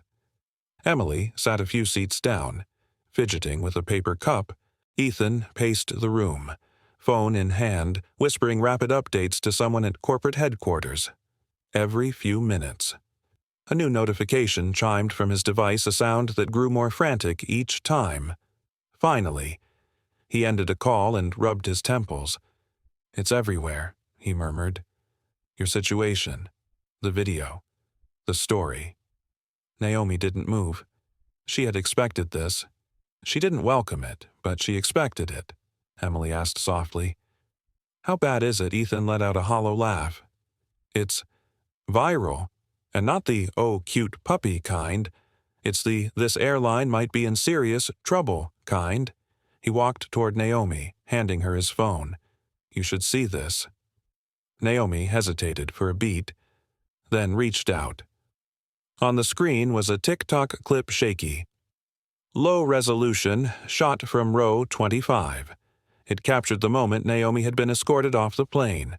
No context, no audio except murmurs, and behind her, clear as day, Karen's triumphant smirk. It froze on that smirk, zoomed in, repeated in slow motion. A caption in bold white letters filled the screen. This flight attendant is done. Watch her face. Below it, 7.2 million views, 350,000 comments. Hey flight, attendant, Karen, let her go, do better Sky Nova. Emily gasped softly. Oh no. Naomi moved the phone away, returning it to Ethan. She spoke calmly. People don't know the full story yet. They don't need it, Ethan replied. They've already chosen sides. Naomi inhaled deeply. I never wanted this to be a public spectacle. It's not a spectacle to them, Ethan said. It's confirmation. People have been waiting to talk about this kind of treatment for years. Emily nodded. My inbox, she whispered, is full of messages from former flight attendants, people who worked with Karen. Some of them are pretty heartbreaking. Ethan sat down across from Naomi. Dr. Carter, he said gently, your identity hasn't been revealed yet. Corporate is debating how to handle that. Naomi tilted her head slightly. What are they debating? He paused. They're split. Some think revealing your role might calm the public. Others worry it'll make Sky Nova look even worse, like we were being investigated and didn't even know it. Naomi didn't respond immediately. She let the silence breathe. Then she said, My identity will come out eventually. It always does. The truth doesn't stay quiet, Emily whispered. Are you okay with that? Naomi gave a small smile. Not bright, not dark, just honest. I'm okay with the truth, public or private. Her eyes softened as she looked back out the window. I just hope the noise doesn't drown out the message. Downstairs in the terminal, whispers grew louder. Someone had recognized Naomi as she passed a gate. Someone snapped a photo. Someone else overheard an officer say the word investigator, and, like wildfire, Twitter caught fire first, then Instagram, then news aggregators. Naomi didn't need to read the posts to know how they sounded. She'd heard the tone before, righteous anger mixed with fascination. People love justice stories, especially when they're simple. But this story wasn't simple, and she wasn't a symbol. She was a person. Officer Hale returned to the office, knocking gently before stepping inside. Dr. Carter, he said, FAA headquarters is ready when you are. We've set up a secure call room. Naomi rose, smoothing the front of her blazer. Of course. As she followed Hale down the hallway, Emily hurried up beside her. Do you mind if I stay near? Emily asked. I don't want you to go through this alone. Naomi touched her arm lightly. Thank you. You can wait outside. Emily nodded. They reached the small call room, a transitional space with a single desk, a secure laptop, and a door that closed with a soft click. Hale stepped aside. Good luck, he said quietly. For what it's worth, you handled yourself better than anyone I've ever seen. Naomi nodded with gratitude, then entered the room. The screen lit up with the faces of 3 senior officials from the FAA Western Pacific Regional Office. Naomi recognized every one of them she'd trained to and reported to one. Dr. Carter, Director Mitchell said, we received the preliminary incident notes and a flagged alert from airport police. First, are you safe? Yes, Naomi answered softly. Good, Mitchell replied, because things are escalating. The woman on the right, Deputy Director Ford, leaned forward. We've been briefed on the viral video. We're preparing a public statement, but before we finalize anything, we need your detailed account. Naomi went through everything. Not rushed, not dramatic, just a clear recounting from the moment she stepped foot on the aircraft to the moment Karen was escorted away. The officials listened silently, taking notes, exchanging glances, nodding occasionally. When she finished, Mitchell exhaled. This is bad, he said. Very bad. Not for you. For Sky Nova. Naomi crossed her hands gently on the desk. My concern isn't Sky Nova, she said. It's the passengers who've experienced this before and never had a voice. Ford nodded.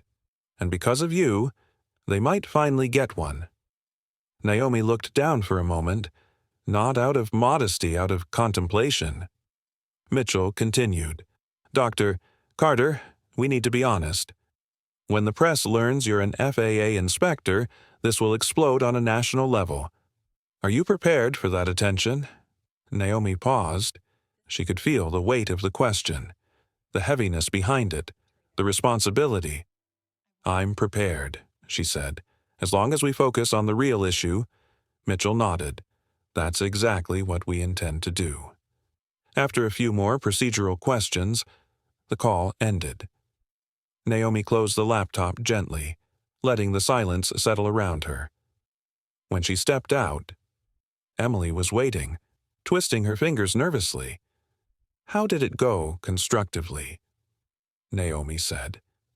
Emily exhaled with relief. Ethan approached from the opposite direction, his expression intense. "Dr. Carter, the CEO of Sky Nova, just landed in L. He's on his way here. He wants to speak with you directly." Naomi blinked.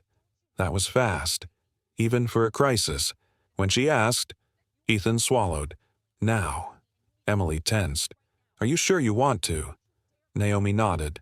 Running from conversation never protected anyone. Let him come. Ethan hesitated. "There's something else," he said.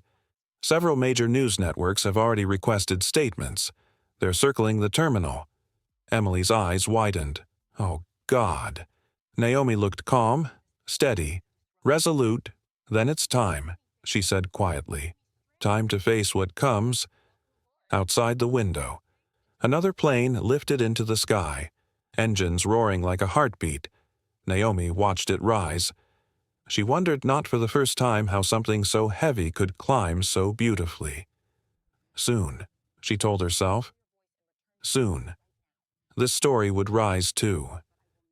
Even if the takeoff would be rough, the hallway outside the executive waiting area grew tense, almost electric. Footsteps echoed from the far end, measured, confident, carrying the authority of someone used to walking into rooms where decisions were made before he arrived. Sky Nova Airlines CEO Richard Halston turned the corner.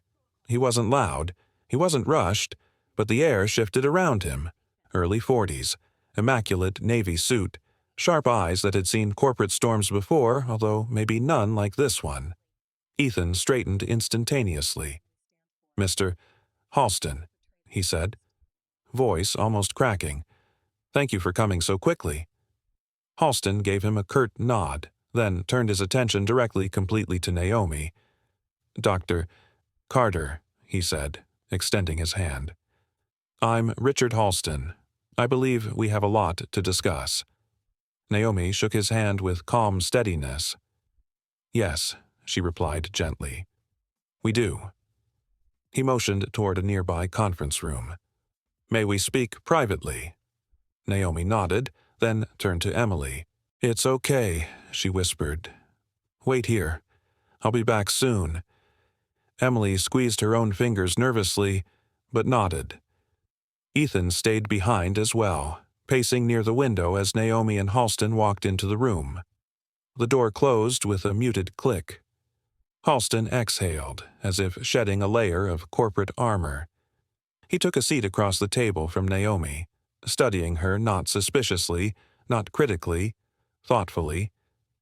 "First," he said, "I want to acknowledge what you endured. Not as an inspector, as a woman, and as a human being. What happened on that aircraft was unacceptable." Naomi listened quietly, hands folded. Halston continued, his voice low, steady.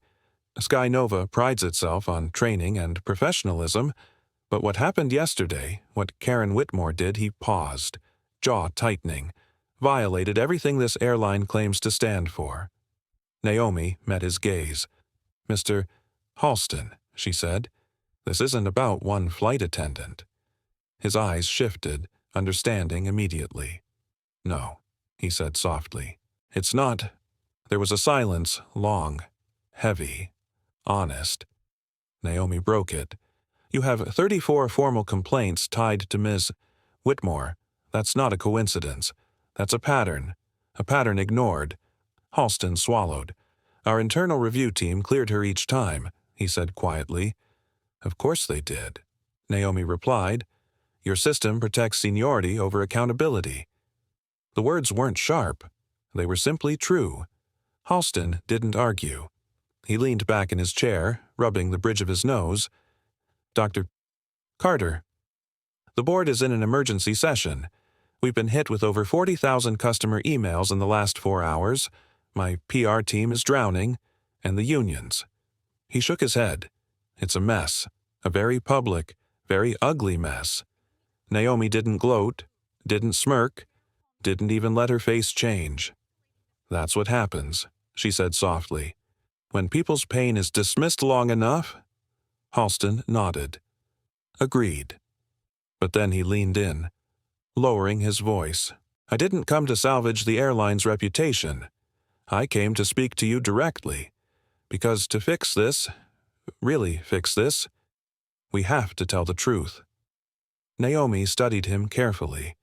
He wasn't here with excuses. He wasn't here with polished PR language. He was here because something in him understood the gravity of what had happened. Tell me what you expect, Halston said quietly, not as a demand, but as a starting point. Naomi took a moment before answering, not to think she already knew, but to choose the right words.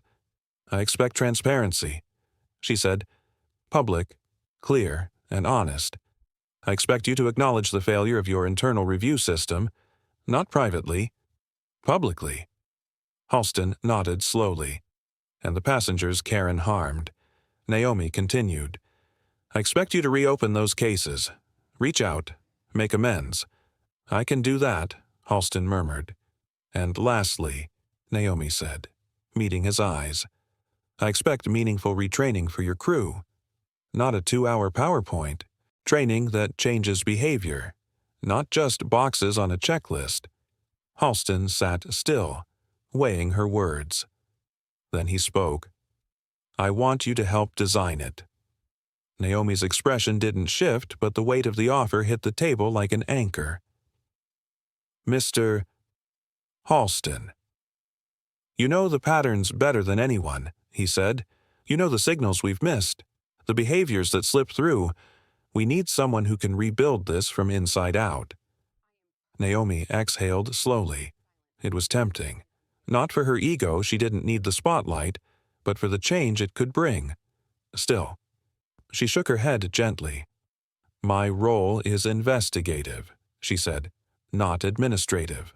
Halston nodded, unsurprised. I thought you might say that, but the offer stands. Naomi closed her eyes briefly, not in exhaustion and reflection. When she opened them again, Halston was watching her carefully. There's more, he said quietly.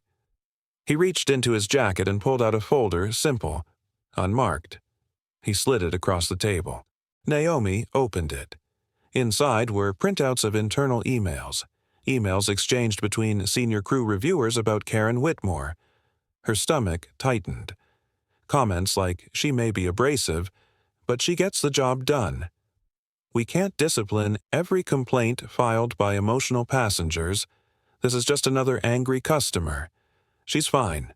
Probably another person playing the race card. Naomi felt something shift in her chest. Not anger, something deeper, something colder. Halston spoke quietly. This is why I came. These emails were from people trusted with evaluating harassment complaints. Naomi closed the folder gently. This is systemic, she said. Not individual. Yes, Halston whispered. And it stops now. He stood. Dr. Carter, I'm going to request a joint press statement. Not today. Not until you're ready. But soon.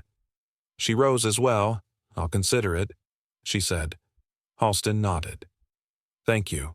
They left the conference room together, Halston carrying the weight of his airline, Naomi carrying the weight of every woman who had ever been silenced. Emily jumped to her feet when Naomi returned. Are you okay? She asked. Naomi smiled faintly. Yes. Ethan approached, eyes wide. So, what happened? What did he say? Naomi didn't reveal everything. Some conversations were meant to unfold in time, but she said gently, he listened, and he's ready to change things. Emily exhaled softly. That's good. Right. Naomi glanced out the window at another plane taking off. It's a start, she replied, for the first time since the morning began. Naomi felt a small flicker of something warm, something like hope. But then Ethan's phone buzzed violently in his hand. He checked the screen, his expression drained of color. What is it? Emily whispered. Ethan looked up slowly. "The video," he said. "It's doubled. 20 million views." Emily covered her mouth. Naomi stayed calm, steady. Then Ethan added, "And a passenger from first class just gave an interview. He claims he overheard Karen bragging about putting a woman in her place. Reporters are already outside the terminal." A quiet storm gathered again. Naomi inhaled. By the time Naomi Carter stepped back into the main waiting area, the terminal downstairs had transformed into something unrecognizable buzzing, crowded, vibrating with the low-pitched hum of a story exploding in real time. From the upstairs window, she could see a cluster of cameras forming near the security checkpoint, microphones, boom poles, reporters adjusting their hair, fixing jackets, glancing anxiously at phones while producers whispered into earpieces. Emily pressed her face to the glass. "Oh my God," she whispered. "That's a lot." Ethan checked his phone again, another flood of notifications. "They're demanding a statement from Sky Nova," he muttered. "Our PR team is scrambling. And the CEO, he wants to manage this carefully." "Very carefully?" Naomi took a slow breath. "I need to get through the terminal eventually," she said. Emily spun toward her. "You're not going through there alone." "Absolutely not." Naomi smiled gently. "I've walked through worse crowds." "Not like this," Ethan added. "They're heated. Social media is calling for protests at every Sky Nova gate." Naomi tilted her head slightly. "That's fast. It's the internet," Emily murmured. "Speed is its favorite weapon." Ethan was already on the phone with Halston. "Yes, sir." "She's with me now." "Yes." "The press is already here." "No. Security hasn't cleared a path yet." "Copy." He hung up and turned to Naomi. "Halston says airport security is arranging a protected corridor if you want one." Naomi shook her head.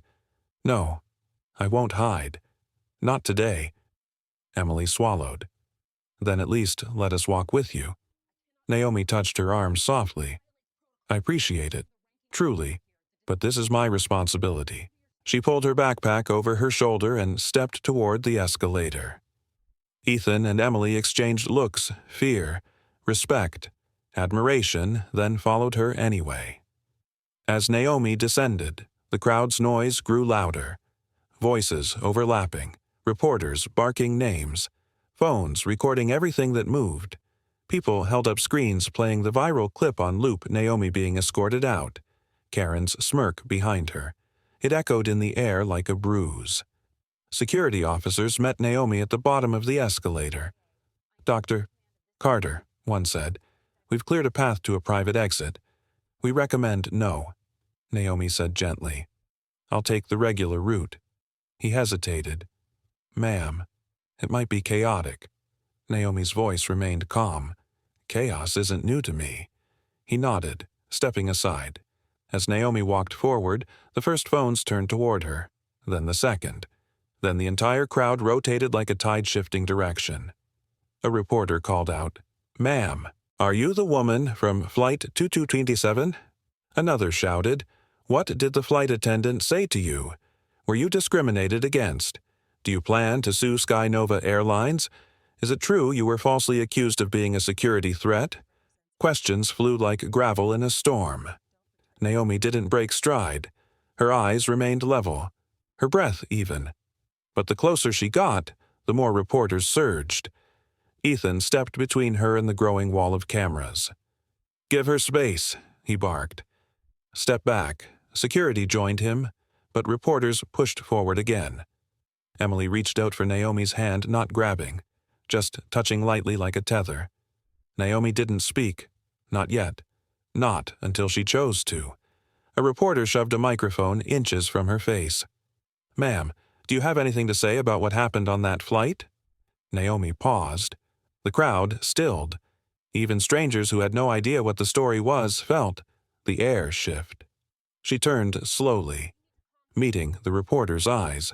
"I have many things to say," Naomi answered, voice soft but firm, "but I'll share them when the facts are fully known. Not before, but can you confirm? Naomi lifted a hand gently, cutting him off. I don't make statements in anger, she said. I don't react to noise. I respond to truth, and truth takes time. The room grew quiet, not silent, but quieter, as if her voice had softened the edges of the chaos. Another reporter stepped forward. Is it true you're an FAA inspector? Naomi didn't answer. Her silence said enough. Gasps rippled through the crowd. Phones shot upward. People whispered. Camera shutters clicked rapidly. Emily inhaled sharply beside her. Ethan whispered, It's out now. Naomi resumed walking. But just as she reached the security corridor doors, a shout cut through the noise. Doctor. Carter. It wasn't angry. It wasn't frantic. It was desperate. Naomi turned. A man pushed through the crowd, middle-aged, suit wrinkled from travel, laptop bag slung over his shoulder. His face was pale, eyes wide with recognition. Security tried to stop him, but he raised both hands. Please, I need to talk to her. Naomi studied him. He looked familiar, but she couldn't place him. Let him through, she said quietly. The man stepped closer, chest rising and falling rapidly. I was in first class, he said breathlessly. On your flight. I saw what she did. I saw all of it. Emily stiffened. You were in first class, she asked. You didn't say anything. The man looked crushed. I didn't know what to do. I thought maybe I misunderstood. But when they pulled you off that plane, he shook his head violently. I can't let them lie about what happened. Naomi looked at him steadily. What's your name? She asked. Michael Lane, he said. I'm a senior project director for a tech firm in Chicago. What did you see, Mr. Lane? His voice cracked. I saw Karen brag. He said, brag that she was handling a situation before anything even happened. I heard her say she knew your type the moment you boarded. Emily gasped. Ethan swore under his breath. Mr. Lane continued, voice trembling. I heard her tell another flight attendant that you were trouble waiting to happen, and that she'd put you in your place before the flight even took off. The entire terminal froze. A second video clip seemed to come alive in everyone's imagination. Naomi breathed slowly. Would you be willing, she asked gently, to give a formal statement about what you heard? Michael Lane nodded instantly. Yes. Yes. Absolutely. I should have done it sooner. No, Naomi said softly. You're doing it now. That matters. Before he could speak again, another voice rose from the back. I heard it too. A woman stepped forward, late 20s, travel pillow around her neck. I was in 2F, she said. I heard her talking behind the curtain. She was laughing about how people learn fast when they're scared. Then another voice, and another, and another. Within seconds, 5 passengers from first class stepped forward to join them, each carrying their own piece of the truth. Emily whispered, voice shaking with relief. They're coming forward. They're finally coming forward. Naomi nodded, deeply moved but composed. Thank you, she told the group. We'll take your statements. Every voice matters. Ethan was already on the phone with Halston. Sir, new witnesses from first class have come forward. Yes, all at once. Yes, multiple. Yes, it's confirmed. Naomi turned back to the crowd. I won't be giving public commentary today, she said softly. Not until every passenger who wants to speak has been heard. Then she walked, calmly, through the security corridor, escorted not by officers, but by truth. And outside, the story grew stronger, clearer, louder. But so did Naomi's resolve. The private interview rooms near Terminal 4 were never meant for moments like this. They were small, quiet, practical, designed for gate agents to discuss scheduling issues or pilots to review paperwork. But today, they had become something else entirely. A courtroom, a confession booth, A waiting room for truth. FAA investigators, two flown in from Seattle. One from Phoenix sat inside with laptops, recorders, and legal pads spread across the tables. Their faces were focused, their voices low and professional. One by one, the first-class passengers from Flight 227 filed through the doors. One by one, they spoke. Michael Lane went first. He walked in with shaking hands, but walked out standing taller. Then came the young woman from Seat 2F, the one with the travel pillow around her neck. She cried halfway through her statement. Not dramatic tears, but quiet ones, the kind people shed when they finally say something they've been ashamed of holding back. Then two business partners from row 1C and 1D, a retired teacher from 3A, a nurse who had been returning home from a medical conference. Each voice added another piece to the puzzle. Each voice made the picture clearer. Outside the interview rooms, Naomi waited, not pacing, not restless, still, calm, present. There was something dignified about the way she sat on the simple metal chair, her backpack resting at her feet, her hands interlaced loosely in her lap. She didn't ask investigators for updates. She didn't interfere. She didn't hover. She simply listened as doors opened and closed like a quiet heartbeat repeating through the hallway. Emily sat beside her, occasionally glancing at Naomi as if checking she was still okay. Ethan stood a little farther away, phone buzzing nonstop as he coordinated with PR, corporate attorneys, and the CEO. Every now and then, a witness would pass Naomi on their way out. Some nodded gratefully, some whispered thank you. Some just looked relieved, like heavy stones had been lifted off their chests. Naomi acknowledged them with the same gentle calm. "You did the right thing," she said softly. "That's what matters." After an hour. Investigator Sandra Kim, a seasoned FAA officer with sharp eyes softened by empathy, stepped into the hallway. "Dr. Carter," she said, "we'd like to take your extended statement next. The others have completed theirs." Naomi stood, smoothing a small crease in her blazer. "Of course." Emily squeezed her hand as she passed. "Be gentle with yourself," she whispered. Naomi smiled faintly. "I will." She entered the room, closing the door behind her. The investigators sat across the table, recorders ready, pens poised. "Dr. Carter," Sandra began, "you've already shared the initial timeline. For this part, we need deeper detail, your perception of each decision point and how it aligns with FAA training protocol." Naomi nodded. She spoke for nearly 40 minutes. Not fast, not emotional. Clear, measured. She described the boarding phase, the change in Karen's expression, the shift in tone, the subtle dismissal. She described the overhead bin manipulation, the beverage disparity, the false explanation of lavatory rules. The way Karen watched her like a threat waiting to unfold. Sandra asked, "At what point did you identify her behavior as escalatory rather than regulatory when she made the choice to interpret compliance as defiance?" Naomi answered, "That was the moment it shifted from procedure to prejudice." Investigator Morales, a tall man from Phoenix with a background in behavioral analysis, leaned forward, and during the accusation of filming, "Did Karen give you any direct order consistent with FAA passenger interference guidelines?" "No," Naomi said. "She made demands, not instructions.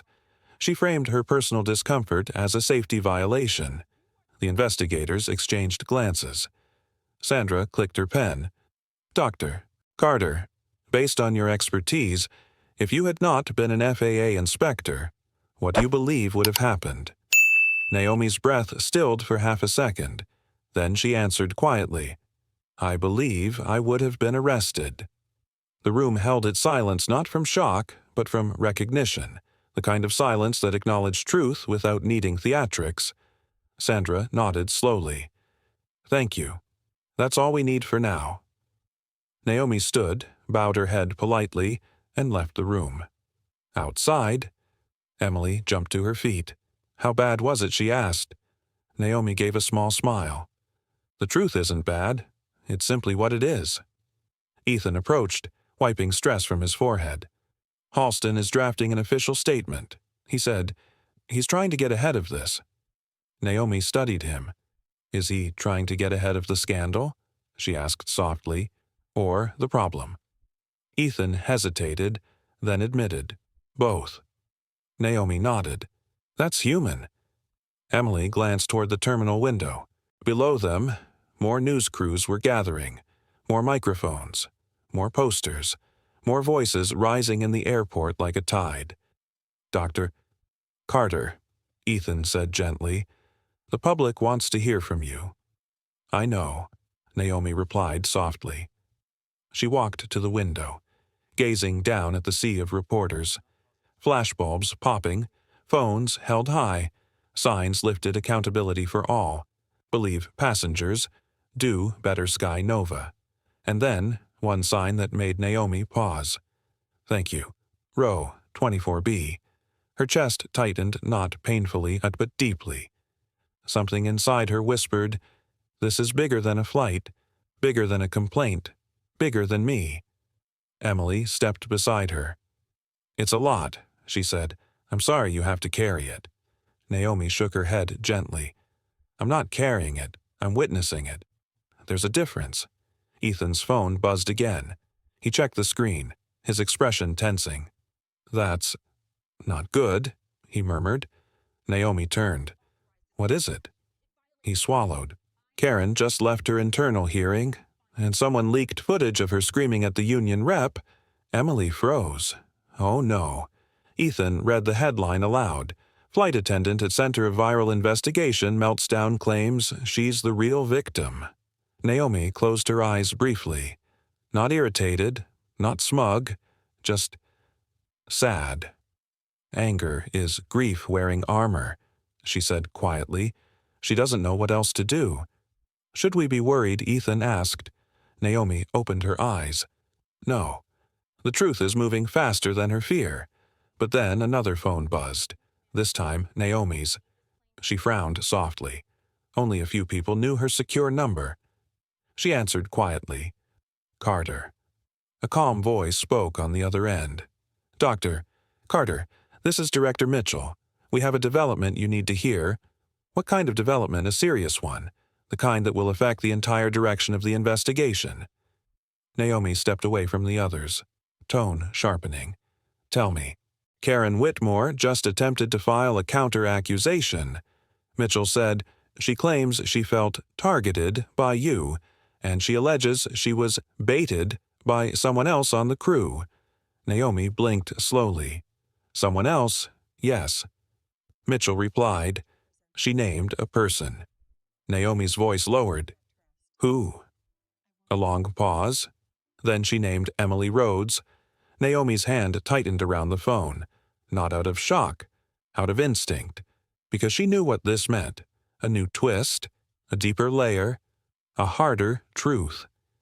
When Naomi lowered the phone, the hallway felt suddenly smaller, its air tighter, thinner, colder, not because of fear, but because of the weight of what she'd just heard.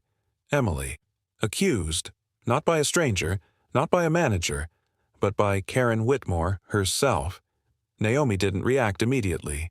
She took one slow breath, grounding herself in the moment, and only then looked up. Emily and Ethan were watching her with concern, waiting for her to say something. Anything. Emily whispered. What's wrong? Naomi stepped toward her gently. Emily, we need to talk inside. Ethan's posture snapped straight. Is something happening? Naomi's tone softened, but it didn't waver. Yes, something important. She led them into the empty briefing room, closing the door behind them. The hum of the airport outside faded, leaving only the quiet all the more intense because of what it held. Emily looked frightened, hands folding into each other like she was trying to hold herself together. Naomi spoke gently. Director Mitchell called. Karen filed a counter-accusation. Emily blinked. Against You know, Naomi said softly. Against you. Emily went pale. What? Her voice cracked. Against me. Why, I haven't done anything. She claims you influenced my responses, Naomi explained, and that you attempted to sabotage her authority on the flight. Emily's breath caught. That's a lie, she whispered. It's completely made up. Naomi nodded calmly. I know, but why would she say that? Emily's voice trembled. Why drag me into this? Ethan rubbed his forehead. She's desperate. She's trying to pull anyone she can into the fire with her. Emily shook her head rapidly. Panic building. I didn't sabotage anything. I barely even spoke to you. I tried to stay out of her way. Naomi. They can't believe her. Right. They can't think. Naomi stepped forward, placing a gentle hand on Emily's shoulder. Breathe, she murmured. You are not under investigation, but we have to handle this correctly. Emily's eyes filled with tears, not dramatic ones, just the quiet kind that come from shock and fear mingling in the heart, she whispered. Why is she doing this to me?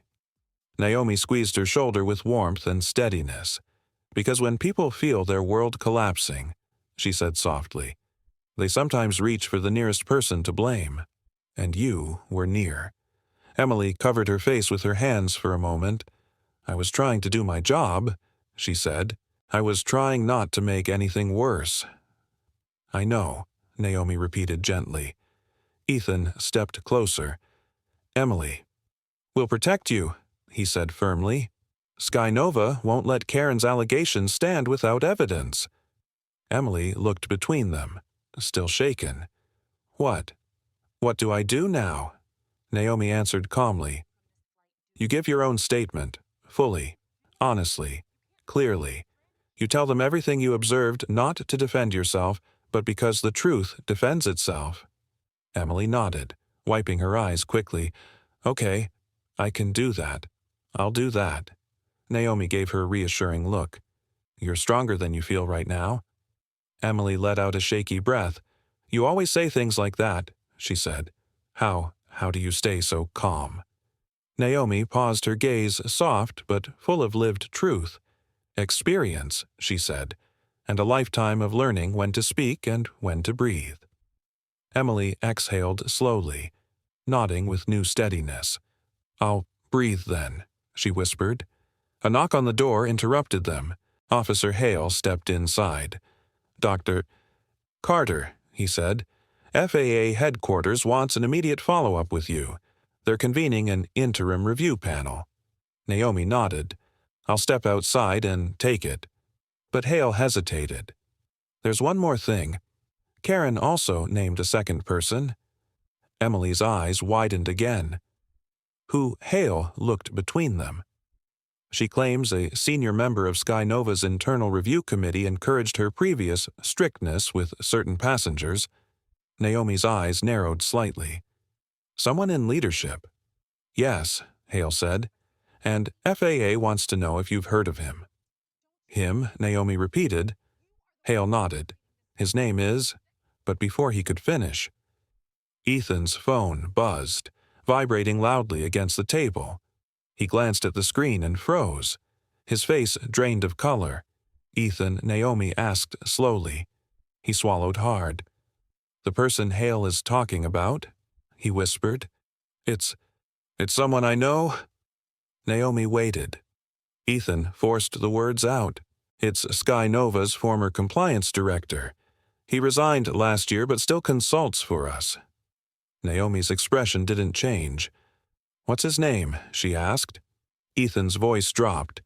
Lucas Harding. Naomi recognized the name instantly. Her posture straightened not aggressively, but with the quiet gravity of someone connecting the final dots of a pattern she'd been tracing for months. Harding. A man she'd crossed paths with twice before. A man who'd been present in 2 other airlines' internal review collapses, both tied to bias cases swept under the rug. Her voice lowered. Director Mitchell suspected Harding might be involved, she said, but he needed evidence. Hale nodded grimly. And Karen just gave him some Emily whispered. "What did Harding do?" Naomi exhaled slowly.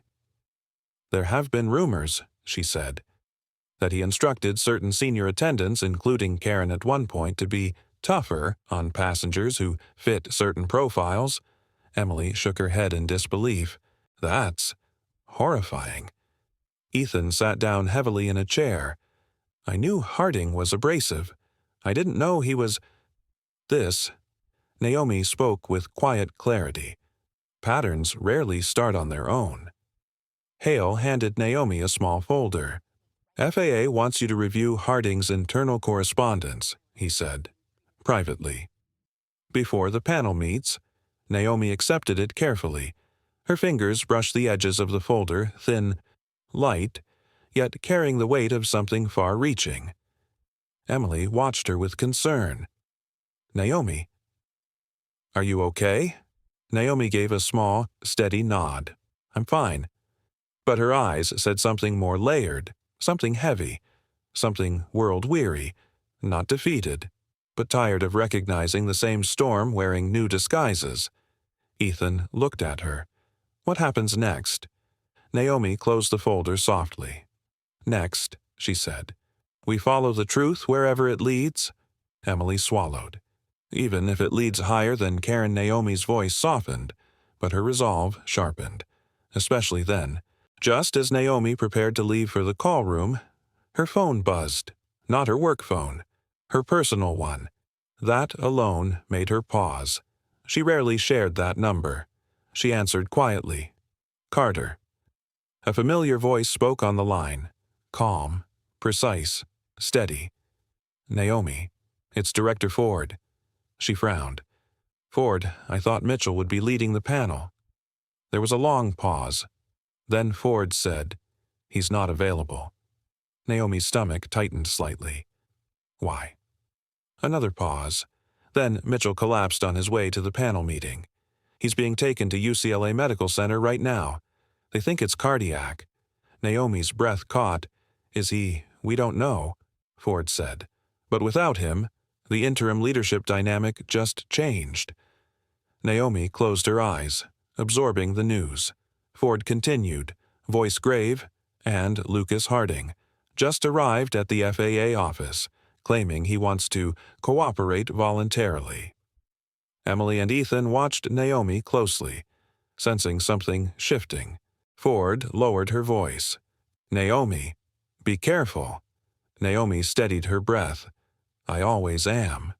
But inside, she knew Naomi Carter's story is about more than just discrimination on a single flight. It reflects the dark side of life that many people experience moments of being overlooked, misunderstood, and stereotyped simply because they don't fit someone's image. The biggest lesson from this story is calmness is power. Naomi didn't get angry, didn't argue, didn't get angry. She chose to face it with calmness, with courage, and with the truth. In life, we often face similar moments: unwarranted insults, judgmental looks, or unspeakable injustices. We don't always have the power to respond, but we always have the power to choose our attitude. Lesson 2. Our will and character speak for us. Despite being humiliated, Naomi still helped others, still chose to be kind. Kindness is not weakness. Kindness is what keeps us strong when others try to hurt us.